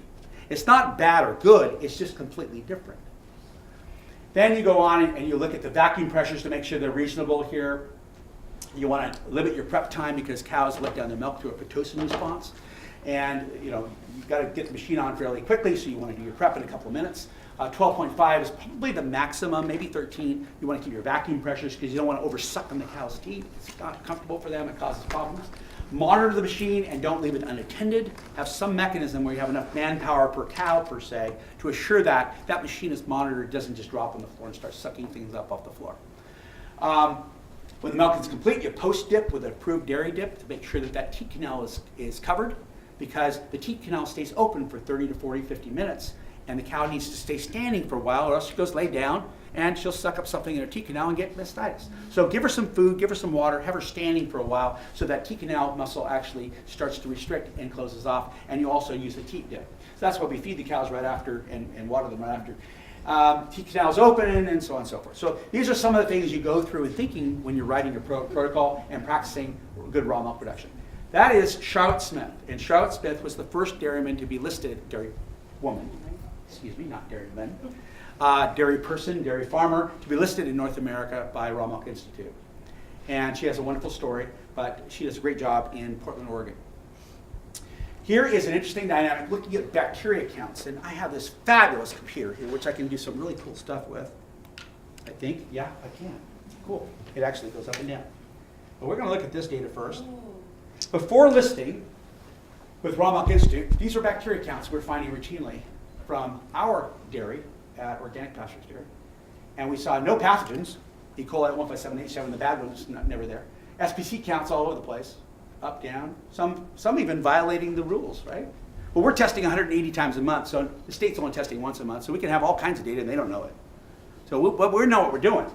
This is just on one date here. We're looking at 8th to the 6th. Very, very close, a lot of testing here. We had cult farm counts all over the place. Now, you look after and look at what happens. It drops to really low numbers here. These SPCs were really low numbers. And what was the difference between before and after? We had a written food safety plan where we thought about everything across the entire food chain and we applied testing to it. And we gave the data back to our milkers so they can compete for bonuses. Set a new standard, give money to it, it happens. So you treat your people well, give them data so they can do better, do a little price competition, like you get to go back to Mexico if you want to with, go to Cabo on your, back with a $1,000 bonus and increase $5 per hour. Wow. We have some of the best milkers in the world being paid very well, and people fight for that job because they have a benchmark that can always go compete. And human nature has a very interesting way of getting better when expectations and payment go together. And so we start seeing these dramatic drops in call farms. Now we're rarely over 2 or 3. And we see these standard plate counts in the hundreds all the time. When we're allowed 15,000, we're allowed 10 over here, because those are old standards for pasteurization. They just arbitrarily applied to raw milk, which really don't pertain, but nonetheless, that's the reference we have to use. And we're negative for the pathogens over here. So it's really pretty compelling to see human spirit arise to the challenge when you have a good plan and you incentivize and you give the data so they know where they're at. Nobody's disoriented. So it's a completely different paradigm. Here is a very interesting slide I like to show, because this point right here is very magical. It is the lowest point of bacteria count you will have on your dairy. All the bacteria counts after that will climb. They can't go lower. They go higher, unless you were to pasteurize, but we don't do that. So this is the low point where human management actually starts to get involved, and you collect your milk, and the bacteria count coming from this kind of environment is the lowest point. And from there, it's all going up. From there, risk goes up, shelf life goes up, or goes down. All these kinds of things start to happen. So what we do is we monitor this very carefully, because mankind screws it up all the time. It's what we do with the milk that messes it up. The cow's doing just fine. But what we do with the management of that milk often adds lots of load to it that actually have the challenges. So this is very, very important to understand the udder meeting machine and how that goes on. This guy's wearing rubber gloves. The cow's udder is dry, clean, prepped, stripped. These machines are very clean and dry, go directly onto the udder and stay there, monitored. The milk is managed very carefully. The machine and everything is managed very carefully to assure that we're not contaminating anything. We don't have any biofilms lingering. Very important.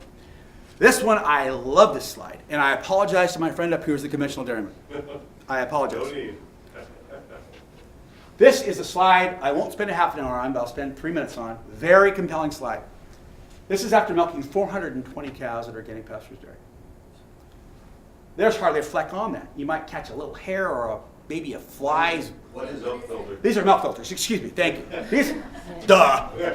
What are these things? Funky things. What are they?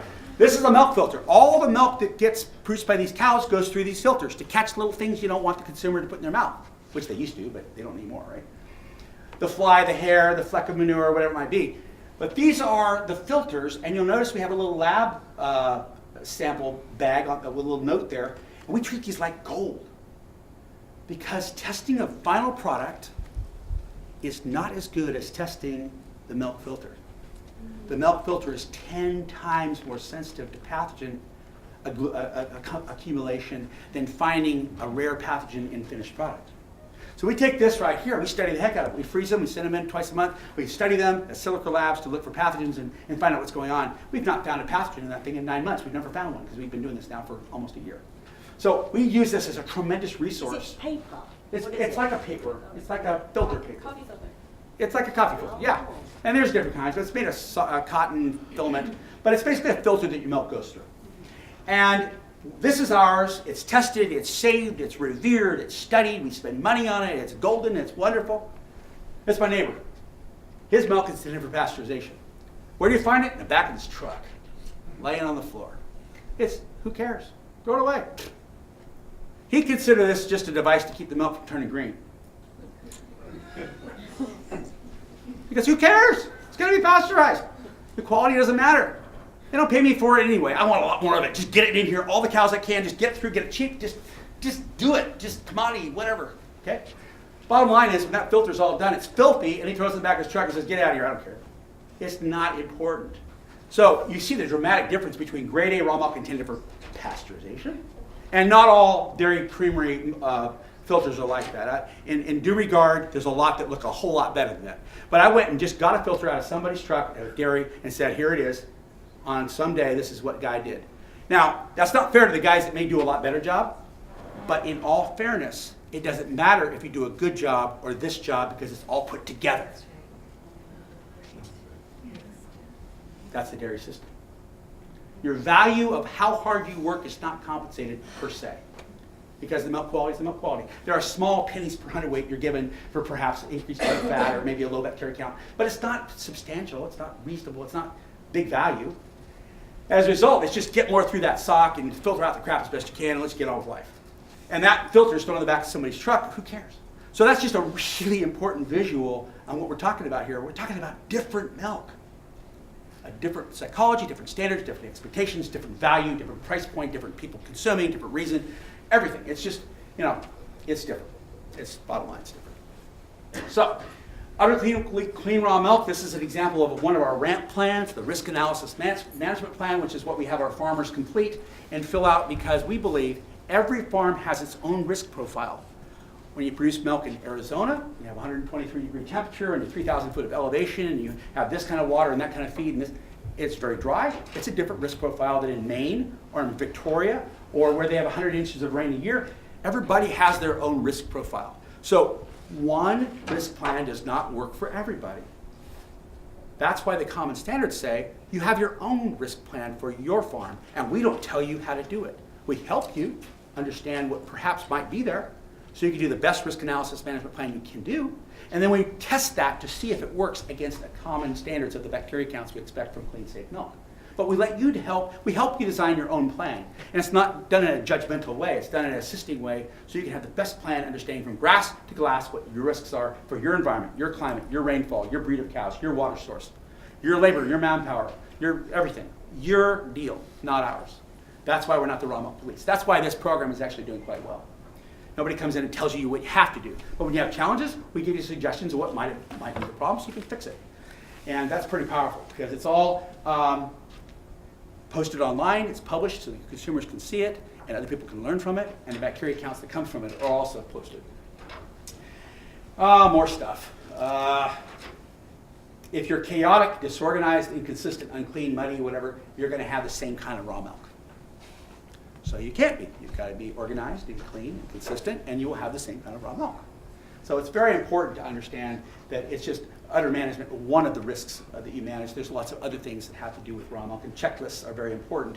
Just like taking off in a big jet, you do checklists first, right? Make sure you got gas and there's no water in it, and the air and the tires, and your stewardess, you've got the Coke in the back, and everything's good to go. But you always do a checklist before you take off, and you do it every time. If you don't, then you forget things that are important, and a lot of people get sick. So it's a very important human nature kind of event to do raw milk well. Who's this character? He's flirting with my wife is what he's doing, but that's my wife, Blaine. 33 years of marriage, thank you very much. 6 grandkids as of last week. That's Jamie Oliver. Jamie Oliver loves raw milk, and he's the naked chef from the UK, and he got kicked out of LA for what he did with the whole school district and their food preparation and everything. But he had that the Naked Chef, the whole series, and it was very popular and unpopular at the same time. Well, that's him at the farmer's market in Santa Monica getting about 10 pounds of berries and all raw milk and making smoothies because he loves raw milk. But anyway, we have celebrity support. That's my point here. And keep your hand off my wife. Thank you very much. He's a great guy. Anyway, here's some more stuff. Other key considerations for raw milk is you want to make sure you're TB-free. Canada is, for the most part, a TB-free country. Although I wouldn't trust that 100%. There's a lot of wild animals with tuberculosis out there, including deer. So you want to take that with a grain of salt and think about it a little bit. But we require that you have a TB-free status. With that be political designation or testing, one or the other, you want to be TB-free, brucellosis-free. Check the health of the cows, water quality, conditions of the environment, the worst day of the year, not the best day of the year. Rotation, training of the weakest link in your staff, the guy who does the reserve milking, not the guys that are permanent. So everybody's on the team. Security your milk after, how do you do that? Insurance. Interesting to note, Charlotte Smith, that first listed farmer, she had her raw milk insurance go to $12,000 a year for 3 cows, and she couldn't afford it. After listing, it went to $750. Because guess who knows about risk? Insurance companies know about risk. They look at plans, they look at data, they go, wow, nobody's going to get sick from that. So they actually is literally 1/10 or 1/12 of the cost when she became listed. Our raw milk insurance has dropped dramatically now that we become listed because they see the data, they see the consistency. There's all kinds of reasons why you'd be listed and use this as a tool, not just for consumers, but also for insurance and other things. And so you're never a know-it-all. You're always a student. You're a humble student, always looking for information and questioning things because sometimes what we assume is not true. And we have to always be inquiring. And you want to be humble about this learning and sharing and caring because we really don't know if the world's fat or round or how round it is or if it's oblong when it comes to raw milk because there's so many things we don't know yet. Okay, here's some more bacteria counts. I think we've already looked at that. It was a misplaced slide. Here's a couple things. Dr. Katrina Berg came in and did an audit of our dairy, and she found that in our cheese plant, everything was clean except for the radio knobs. And you got everything clean except for everybody touches the radio knobs to turn up the music. And you got to have Mexican music to make cheese. It's just got to be done.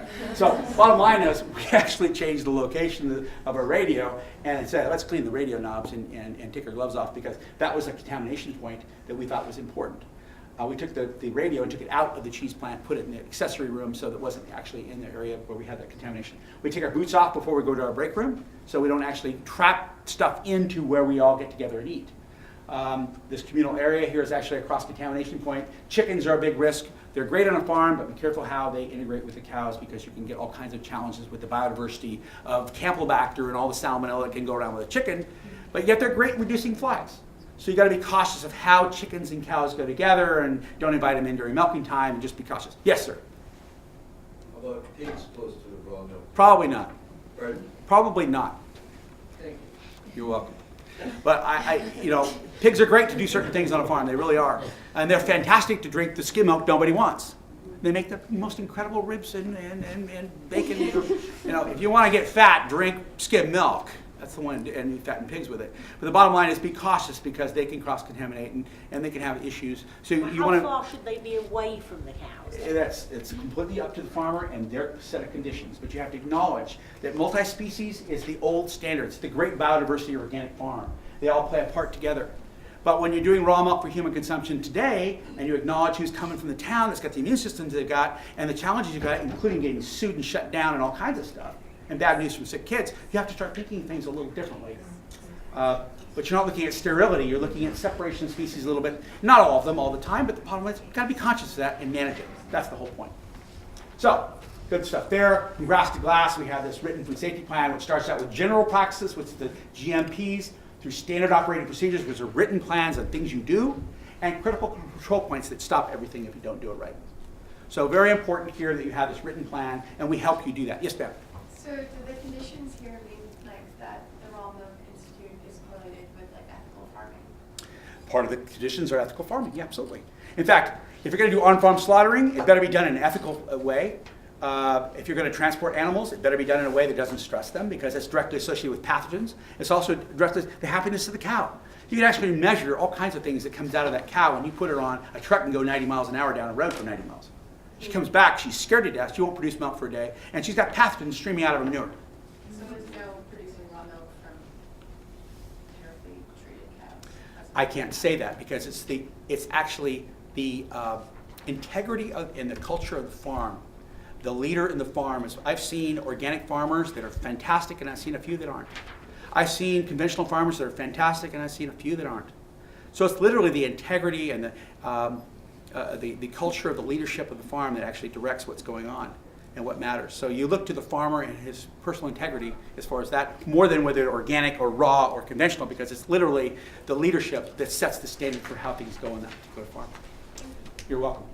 Water. Boy, water is so important. But when you think about it, think of the source of the water, think wells, pipes, hoses, drinking, thinking of cross-contamination between the cows and the water, because the water you wash with has got to be clean.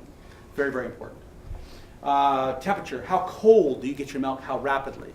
Remember, bacteria in raw milk double every 22 minutes at body temperature.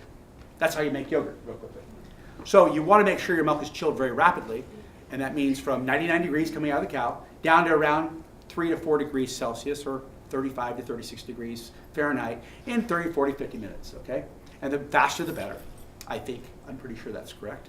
Although we take our milk down to 36 degrees in about 45 seconds, and we don't see any problems with that. So I don't think there's any problem with flash chilling your milk down to a low temperature. That keeps it from growing, the bacteria that are there, and preserves everything and keeps a delicious flavor, and you keep that cold chain intact until the consumer drinks it, and there you go. It gets warm and immediately breaks down because it's good for the gut, not necessarily for gut shelf life, because it's got a shorter expected shelf life time in terms of spending time on a shelf someplace. Because when it gets warm, it immediately breaks down. Pasteurized milk, not so much. Because remember, it's had its bacteria and enzymes taken out of it, so it tends to have a longer shelf life when you pasteurize. In fact, UP, or ultra pasteurized milk, the brick milk in Europe, will last 6 months unrefrigerated on a shelf because it's sterile and it sits there. I wouldn't drink it because your gut's not a shelf. How are you supposed to digest that stuff? Okay.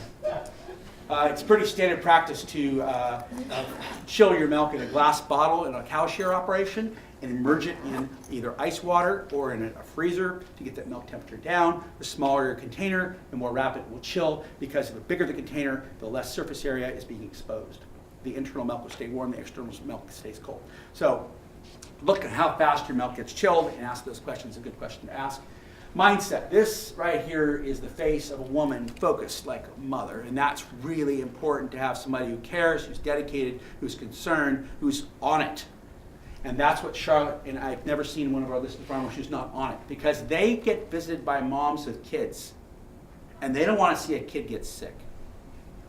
They are sincerely, completely dedicated to their heart, and they apply every practice to make sure that it's absolutely rock on hard, that this is done solidly all the time, and they can be proud and they can sleep well at night. And that's one of the things that Rami listing does, is it brings a confidence to them that I got things settled. I know what's going on. I have a plan that works. I've got data to prove it. So she's got her conditions here with her rotational grazing. She's got her conditions set up so their cows have the right kind of bacteria and sunshine. There was a study done many years ago in, I think it was it was Denmark. It was Denmark. It was Danish. And they took cows on pasture. You ever seen this? Ever heard about this? And they covered them with canvas. And they tested for vitamin D in their milk. And what do you know? It dropped it next to 0. They uncovered their backs but covered their udders, and it still was fairly low, but it was higher. They uncovered their udders, and the vitamin D went up. Right after that, all women, they were all topless, breastfeeding their babies. That's the Danish, but God bless them, because sunshine is so important, and the mothers weren't eating grass. They're smoking it, but they weren't drinking it. But the bottom line is exposure to sun is important. That's the lesson here. And that they learned something from the cows is actually adopted by humans. Anyway, funny story, but true. A more thing. Organized and clean. Prepare yourself for milking so you're not running around trying to gather everything. Ritualize what you do. The cow comes in. She's not in fear. She's eating something she likes. There's not. You're preparing the udder and you're milking the cow with monitoring that udder so that it doesn't drop. And that the udder is clean but not sterile. You're not using harsh cleansers. You're using water. You're using a betadine or light iodine. And you're using a clean towel. But you're also making sure it's very dry if you use any water, because you don't want to move any bacteria into the milk. You're using sanitary management of your milk and pouring it through a filter into a glass bottle. And obviously you're storing it quickly and rapidly chilling it less than 1 hour or even faster is better. That gives that long shelf life. Okay, here's an interesting slide I love. 4,200 times magnified pasteurized milk versus 4,200 times magnified raw milk. Wow, that's interesting, isn't it? That's raw milk. very organized, lots of structure, butterfat molecules, bacteria, all these things in there seem to all have purpose, size, organized. Nature got it right after 100 million years of being a mammal, right? That's raw milk. Over here, it's completely destructive, and that's the role of homogenization doing some of this, pasteurization for sure. It's just this complete anarchy. And even lower levels, you'll see the unraveling of the denaturing of proteins. You'll see the destruction of the bacteria which make lactase, which allows the digestion of lactose sugar, which is a whole digestive issue associated with lactose intolerance. And lots of other things we don't completely understand, but we know that it ends up in the most allergenic food in America, hard to digest, and kids certainly can't digest it because they have immature immune systems and digestive tracts. And this right here is incredibly wonderful and very healing and fantastic if done properly. So, pretty interesting to see the visual of what the impact of homogenization and pasteurization is. So, the question is tonight, is raw milk a health hazard as determined in 1988 in a smoky room with two people drinking coffee deciding that's what we're going to do? Yeah. Or is it perfectly safe? Or is it really low risk if responsibly produced properly? Now, I would think that dollar voting would tell us a little something. In America, we've got California raw milk going everywhere at 22% increase in sales per year with shortages constantly. And we see fluid milk consumption in America dropping at 4.3% for pasteurized fluid milk. So moms have figured something out, and dollar voting rarely lies. It kind of seeks its own truth. And you see yogurts doing quite well, pasteurized yogurts doing quite well, and so are cheeses who have had the bacteria added back into them doing quite well. But what do we have here as a driving force?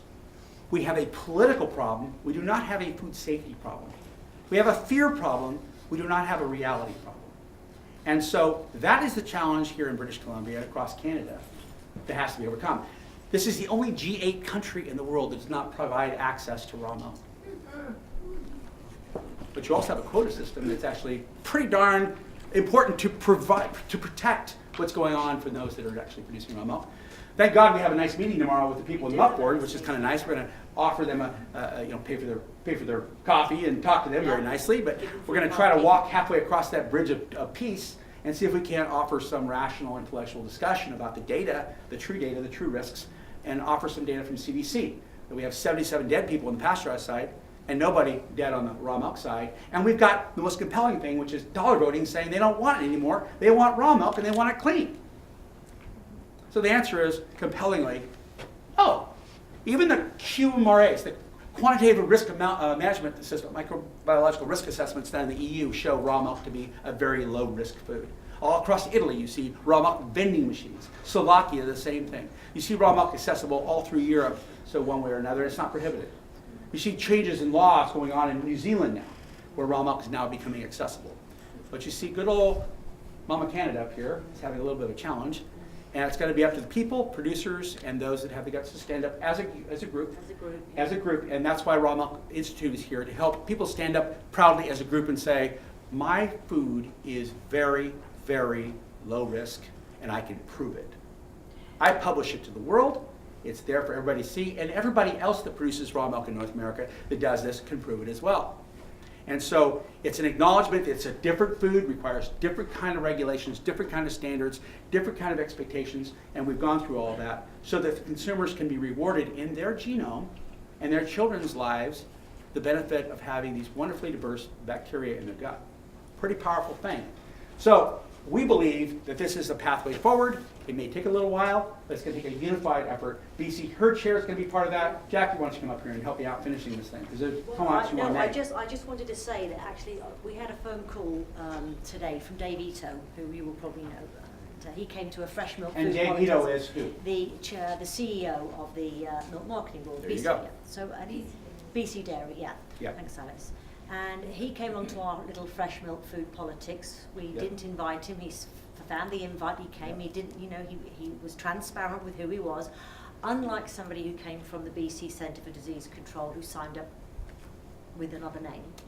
But he did approach us, this chap from the BC CDC, and he has yet to return my phone call. We actually think his lawyers have shut us down. So you get these branch of scientists who are just, they're talented, they're intelligent men, they don't know which way to go. Something like what you've done it's there.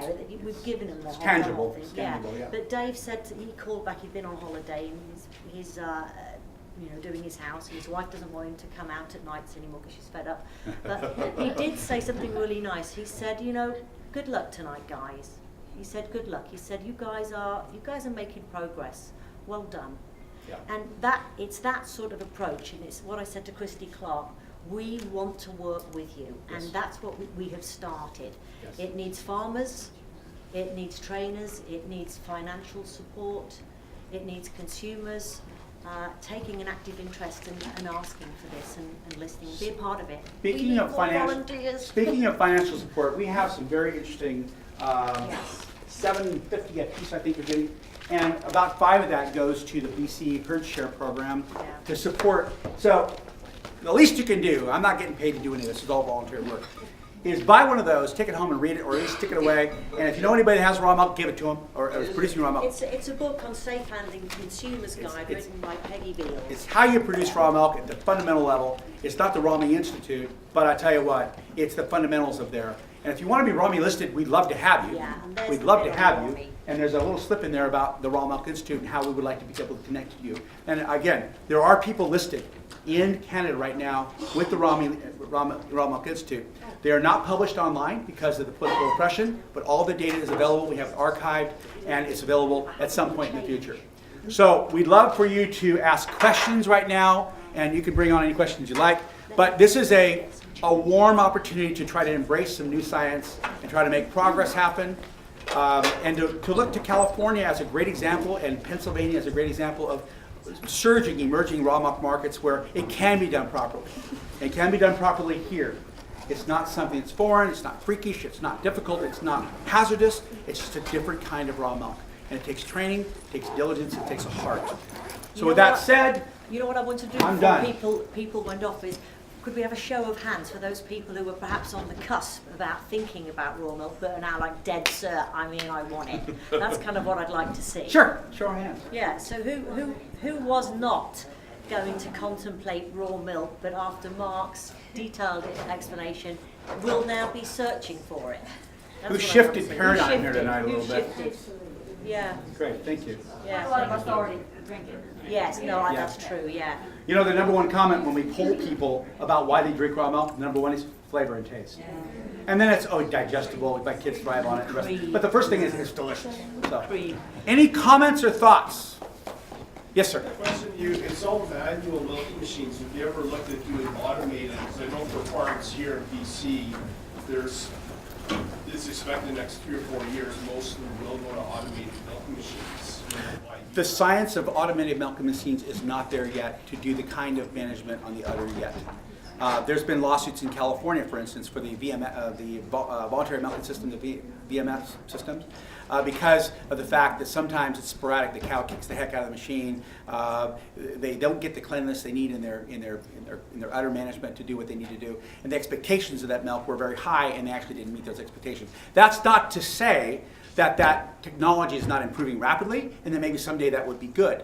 But what we're doing right now, and the fact that the dairy structure in Canada is not set up for a multi-million-dollar investment yet for the kind of systems we're talking about. We're talking about a milk bucket and a milk claw on individual cows to really meticulously collect milk. I personally think that this, certainly in the future, it's possible, but not right yet, because it takes a lot of structure and infrastructure and a lot of technology that perhaps hasn't really matured to that level. I've been to Denmark and watched the voluntary milking systems. I've seen some here, but they're not quite there yet. There's a lot of extra cleansers going on. There's lots of interesting where that laser misses the teat and things get in that aren't right. And you just can't afford that kind of mistake when you're talking about human consumption yet.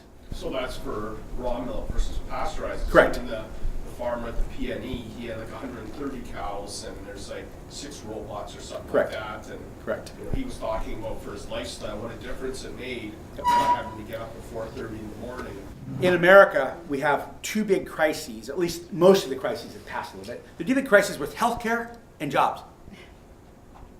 Both of those problems are pretty much checked off when you talk about raw milk, because you add more people, you hire more people, and the VMS, you actually fire people. You bring a robot in and say, heck with you, I'm going to sleep at night and nobody's going to work.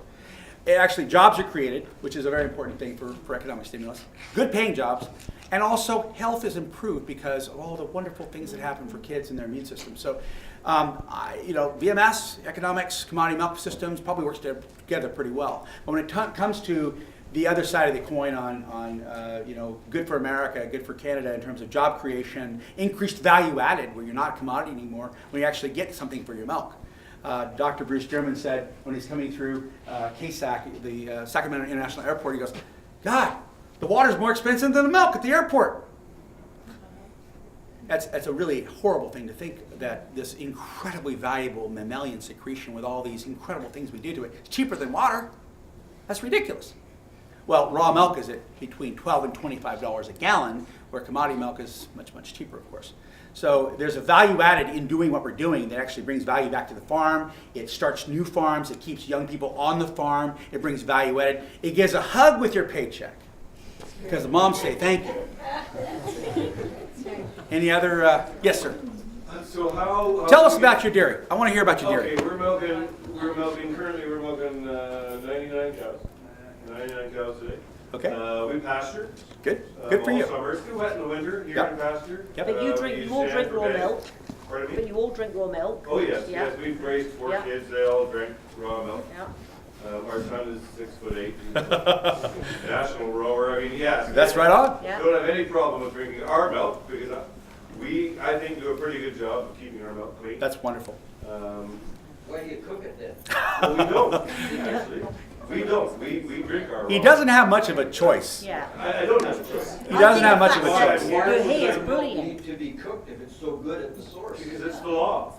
That's exactly right. Okay? So off my back. Yeah. My question is, how do I get information from you about getting involved in your system? I would love to talk to you. I would love to encourage your voice. You're probably one of the most important voices in this room because you're part of the establishment and you see the value of perhaps change or evolving. Yeah. And that's a beautiful Yeah. thing. And I congratulate you. There's a brochure up here, pay your $7, which doesn't go to me. But then I invite you to look at the Raw Milk Institute information, and I invite you to go to the meeting. We have a saying, show up, stand up, and speak up. Because you know what? You get 1988 in this stupid act when you don't. Are you meeting with Milk Board Yeah. or in Vancouver? We're eating in this. We're drinking coffee in a smoky room, talking about shady things tomorrow morning. What's that? In Victoria or in Vancouver? Actually, it's in Vancouver. It's Mark, you should clarify, it's not the milk market, it's the BC Dairy Board. Thank you, BC Dairy Association? Alice. Clarify so we aren't misspeaking. Yeah, it's the BC Dairy Association. Okay. There you go. Okay. But the dialogue is there. The people are needed. And what I would hope that would happen was we get a lot of people that are either RAWME listed or following those practices and can actually prove that they're doing something well and each have 100 consumers or shareholders or whatever you want to call them. And all of a sudden you have a British Columbia spring and you all stand up together. The whole Arab Spring, but you stand up together and you say, we're here, we're going to be counted. What's that again, sir? That didn't end up so well. I'm with you all. Maybe not just exactly. Okay, well, I don't know what it's going to be, but you got to stand together. You got to stand together, and you got to have your consumers stand together. Because you know what? There's something politically happens very interesting. I've seen this happen time and time again at the legislatures down in the United States. When the mothers come and they've got their babies, nobody messes with them. They'll rip your eyes out and tear you a new one because the mother lion runs the show. She's the dollar voter. She's the one that chooses the practices for her children and her family. She sleeps with dad. She runs the roost. And no politician in the right mind would ever mess with a mom who knows what's right for her family and has experienced it personally. Because they'll rip your eyes out. So the raw milk producer had better line up all the families behind them when they show up in mass and say, we'd like to have change. Nice, calm, sweet, loving evolution, if you will. But we want change. And that's hopefully what we can do with some science and some facts behind it. So you actually come in thoughtfully and actually create change, which is good for everyone and creates the lowest risk possible. Yes, ma'am. I have a question. I don't know if you'll be able to answer it though, because it's BC. We'll have to see. Sorry. I got resources in the room I can ask. Okay. My understanding is that even if you buy into a cow share, technically it's still illegal to purchase milk. You want to give 2 cents to that? See what you can do? Well, And I say technically. I don't even ask Oh, Gordon, did you want to answer that? We're gonna have another go-round in court and make the courtroom the classroom and answer that very question, because when we did it in February the 1st, 2010, the judge evaded that question. We put it to her and she did not answer it, so that question remains unanswered. And the question really comes back to the fact that there's actually, The word property, whose property is it? wasn't there the FERB decision that said that the They had The exception? They got the milk marketing board, they had to put it in that there is an exemption for personal consumption. of your own milk? Which, in the herd share understanding, it is a personal consumption because it is your cow you own. It may not be on your balcony or on your, yes, but at the point, if you are owning a portion of that, it's your cow, so it does fall in that exemption. But there are some things, there's a couple of regulations that do need to be drafted, do need to be changed, but it's very, very simple. Doesn't need to go through legislation, doesn't need to go through the judicial system. It's just a stroke of a pen, it can be done. Right. It just needs people. As easy as it was passed in 1988, it can be unpassed now. Yeah. So And that's the what beauty we're- of what we yeah, got going on. And that's what we're looking at doing. You know, this is what it is now. This is what it. So phone calls to your, what do you call them, MLAs or MLAs, and just changing the culture of the approach to the fact, Written letters were- this is awesome, this is great, this is not arbitrary, this is not high risk, this is low risk. In fact, if you look at the Cornell study, it's a lot lower risk than what you're looking at least in the US studies on some pasteurization challenges. It's a whole lot less risky when looking at the CDC data, and bring that whole thing on as a conversation from the consumers. And support your local dairyman. Yes?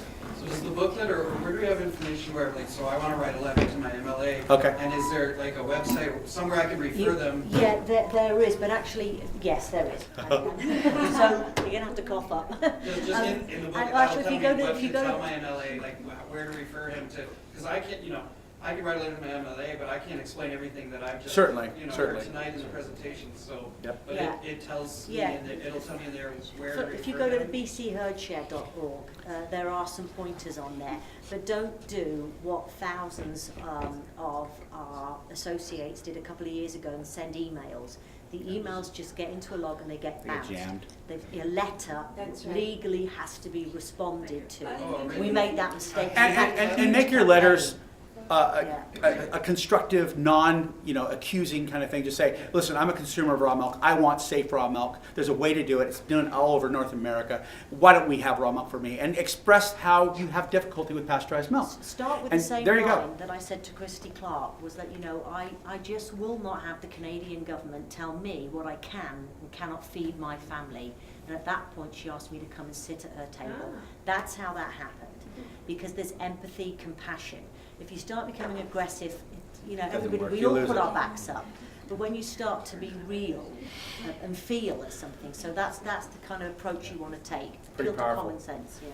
Yes, ma'am. I'd just like to say how in awe I am of the work you're doing. Like, it's amazing, Thank you. and I'm so grateful that Thank you. people worked hard to get you to come and make this presentation. With your permission, can I add the Weston Price raw milk? Yes, please. campaign? Yes, absolutely.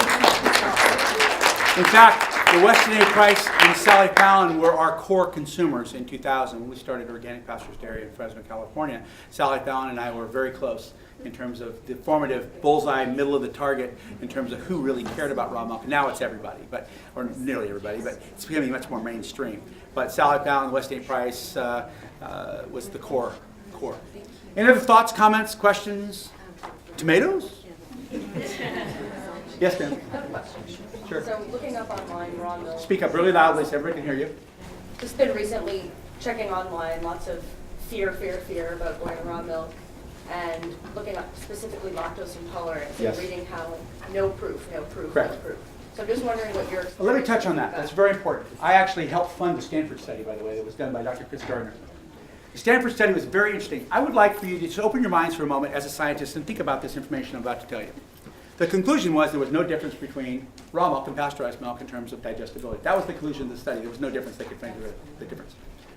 Let's look at the study. I screwed up and didn't know what I was actually trying to find out myself in terms of design of the study. This is what they did. They advertised in a local newspaper for anybody who had digestive problems with pasteurized milk or milk. And they had 240 people respond saying, stuff gives me diarrhea, gas cramps, I can't touch it. Dairy makes me sick. So they came in to Stanford and they were screened There were 440 people screened for lactose intolerance. It was a very clinical diagnosis called the HBT test, the hydrogen breath test.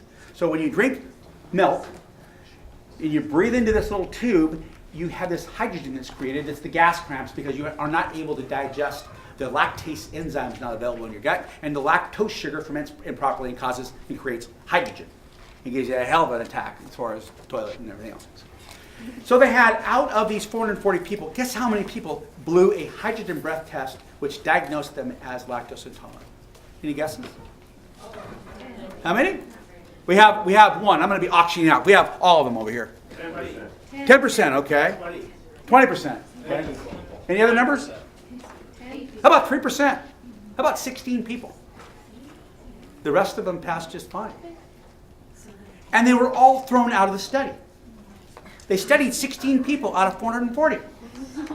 And then they only went 1 week on raw milk. And we know that raw milk that has very low bacteria counts takes a while to actually acclimate and colonize the gut.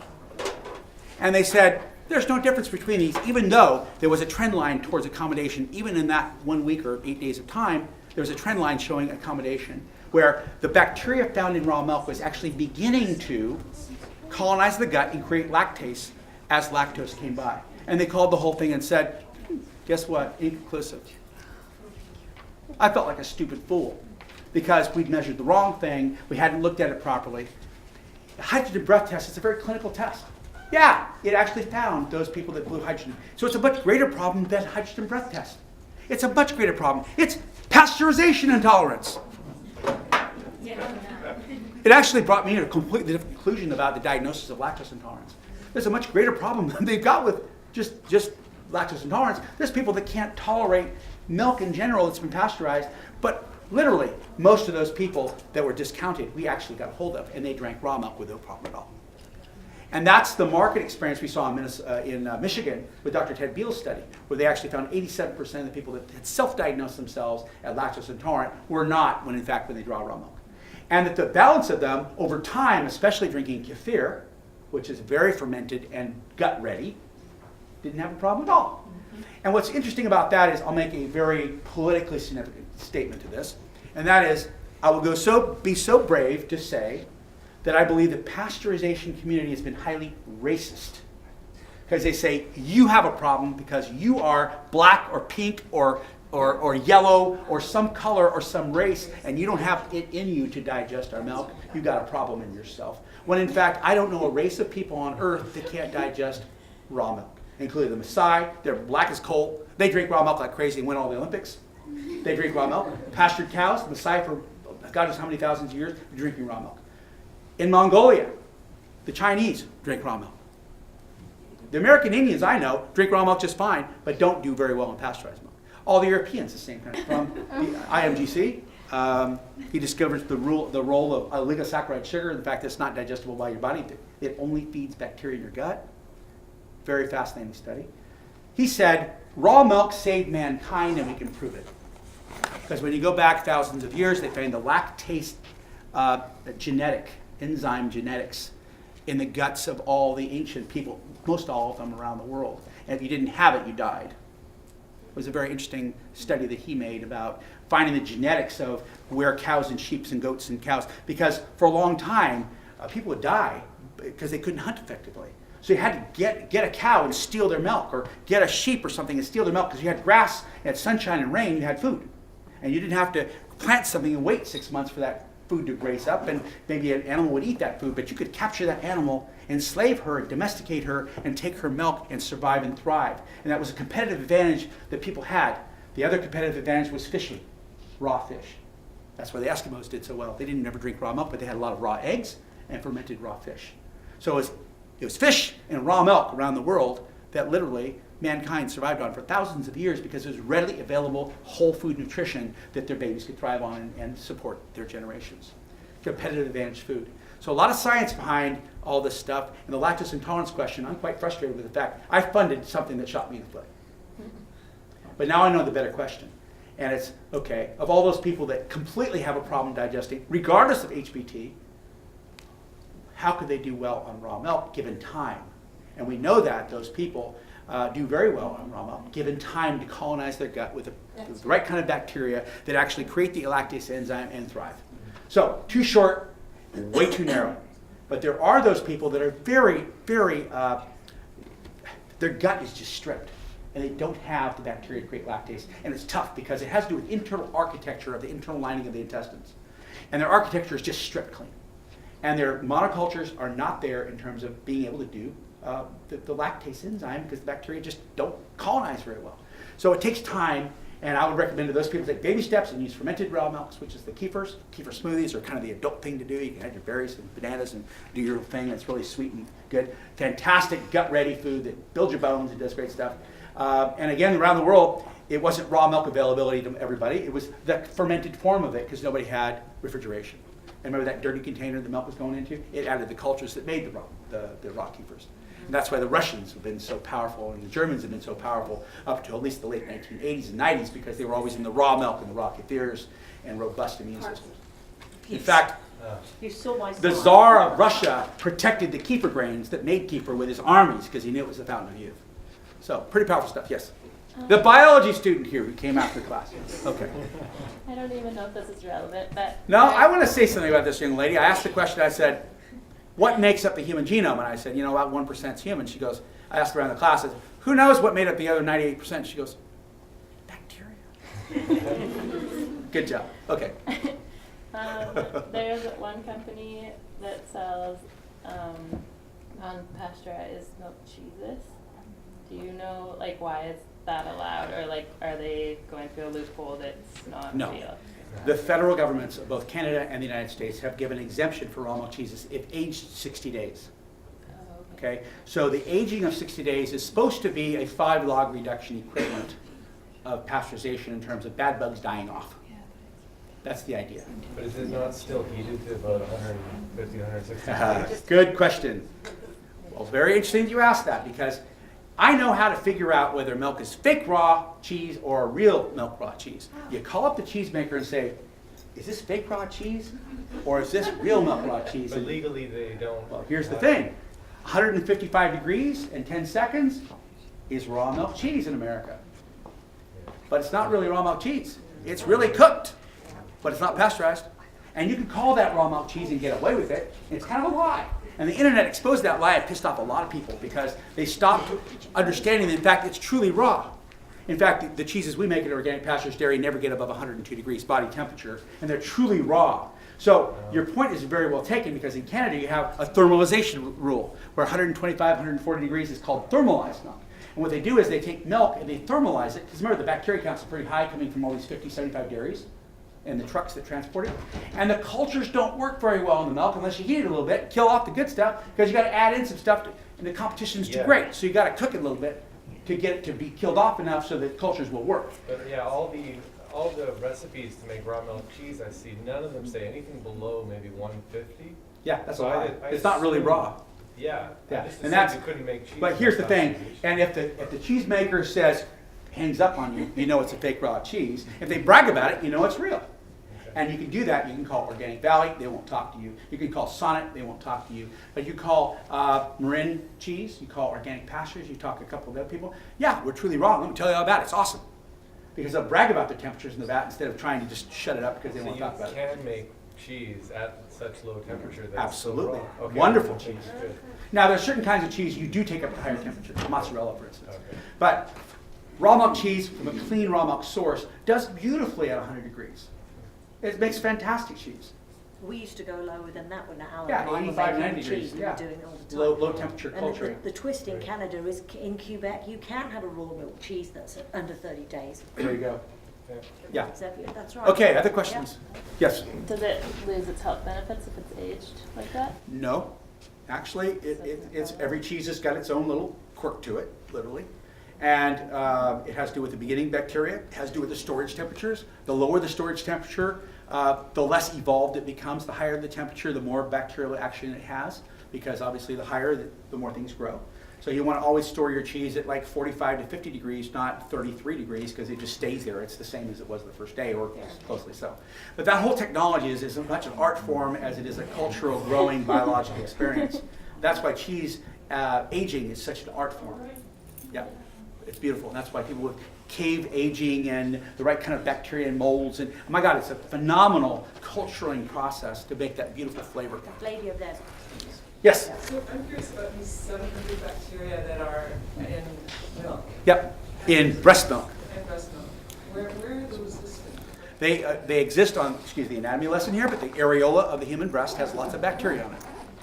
And in the teat canal, or the breast canal, I should say, I'm getting a little graphic here, but the bottom line is the mother has these bacteria as a gift to her child to actually bring in those bacteria to the child's gut, along with the oligosaccharide sugars, which are there not to nourish the child, but to nourish the bacteria and protect the bacteria through the digestive tract of the immature gut to the lower gut, where it actually colonizes the gut walls. But So, my question is, sure. where can I find a list of these 700? The Splash newsletter.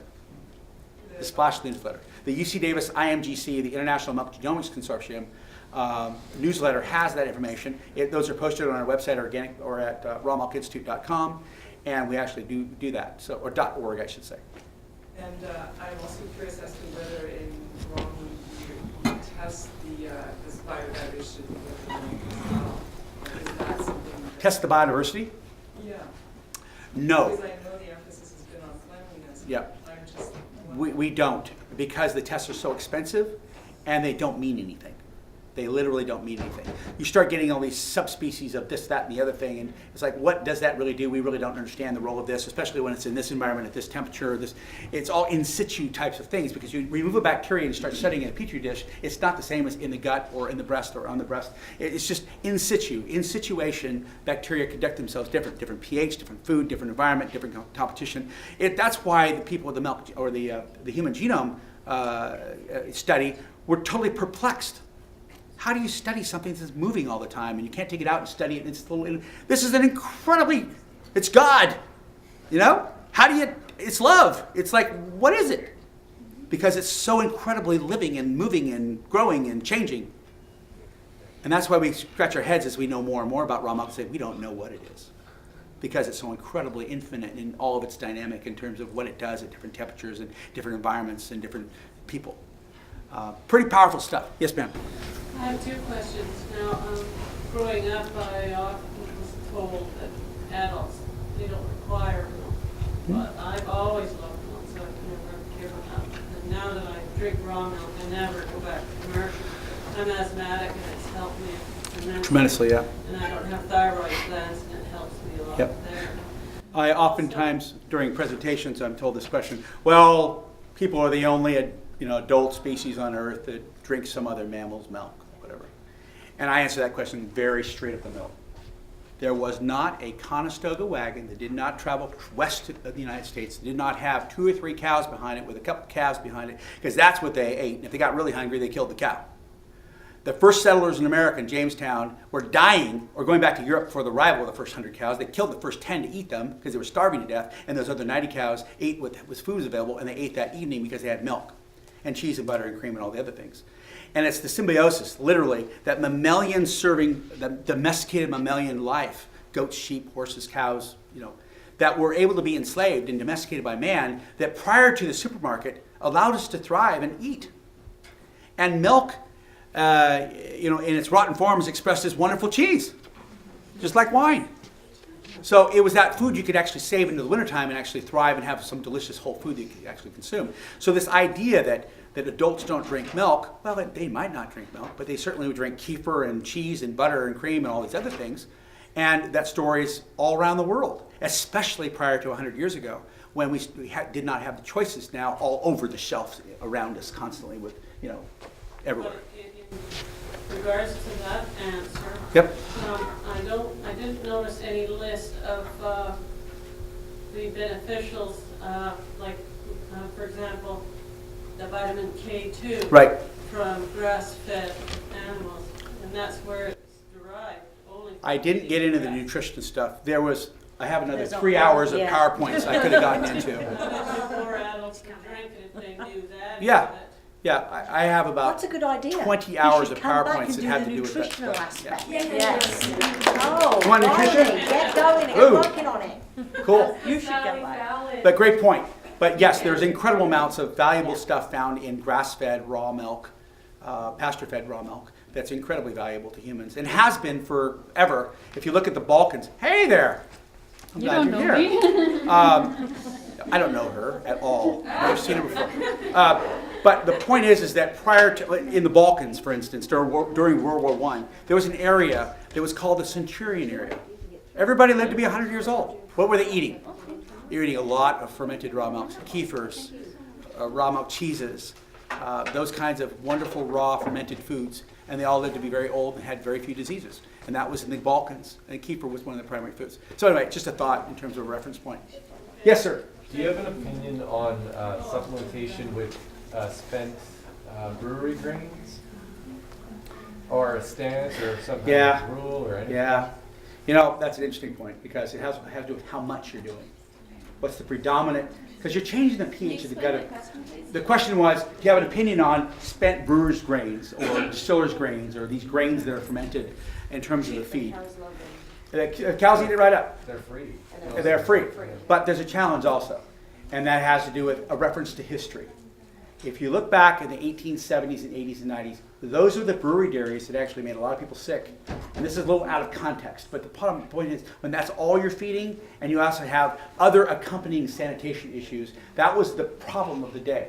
Now, we don't have those accompanying sanitation issues anymore. We've got good water, flushing toilets, you have hand washing, but the pH of the gut starts to change, especially when you have proportionally more and more of these brewer grains, distiller's grains being fed to cows. And the cows were not really designed to eat a distiller's grain. They were more designed to eat a grass or a dried grass that they find seasonally throughout the year. And so you've got to be cautious. And I'm not going to say I have an exact opinion on 2 pounds or 20 pounds, but the point is, the more you feed, the more you change the gut of the cow and the more you change the constituents of the nutrition of the milk. And the people I know that want raw milk want it from cows that are eating roughage and grass and alfalfa and forage versus that. Although I say it's a great treat to feed in the barn, brings them in and they love it, but you're making a cow drunk. It's sugar. And you're building candida in the gut versus these other things which are probiotic. So it's interesting, it's just like humans, you know, eating sugar all day long. Yes? The whole point of fermentation is take the sugar out. So in my view... Just less sugar. Yeah, there's no sugar. It's gone out, so you're left with fat, protein, and minerals. Good point. Good point. Good point. Yeah, as Good a point. brewer, you're trying to get as much get the sugars out. Starch converted and out as possible, right? Yeah, but it's still the omega-6 is the seed. It's not the omega-3 from the grass. So that's... And those are the conversations that need to have to take place in terms of truly understanding what you're doing. But appreciating and measuring and testing and all these kinds of things is part of the whole equation. If you've got a lot of that stuff going on up here and it's available feed, okay, great. But let's be smart about what we're doing and how we're doing it and making sure that the pH of the gut is right and what we're doing with the nutrition and everything is all balanced. Because I tell you what, you have in your area here an economic reality, a political reality, a nutritional reality, seasonal rainfall reality, an altitude reality. There's all kinds of things going on here that's not happening where I live. We have a pipeline reality. Yeah, you've got all kinds of stuff. So my point is, I don't have an opinion, but I have a perspective. And so you really have to analyze it in terms of understanding what you're doing. Yes, ma'am. Can you find organic molasses anywhere? Pretty tough. Pretty tough. It's very expensive. What do you think of feeding the cows? It's sweet. It's got great iron. Cows love it. It's a great treat for them. As long as it's organic? Not necessarily.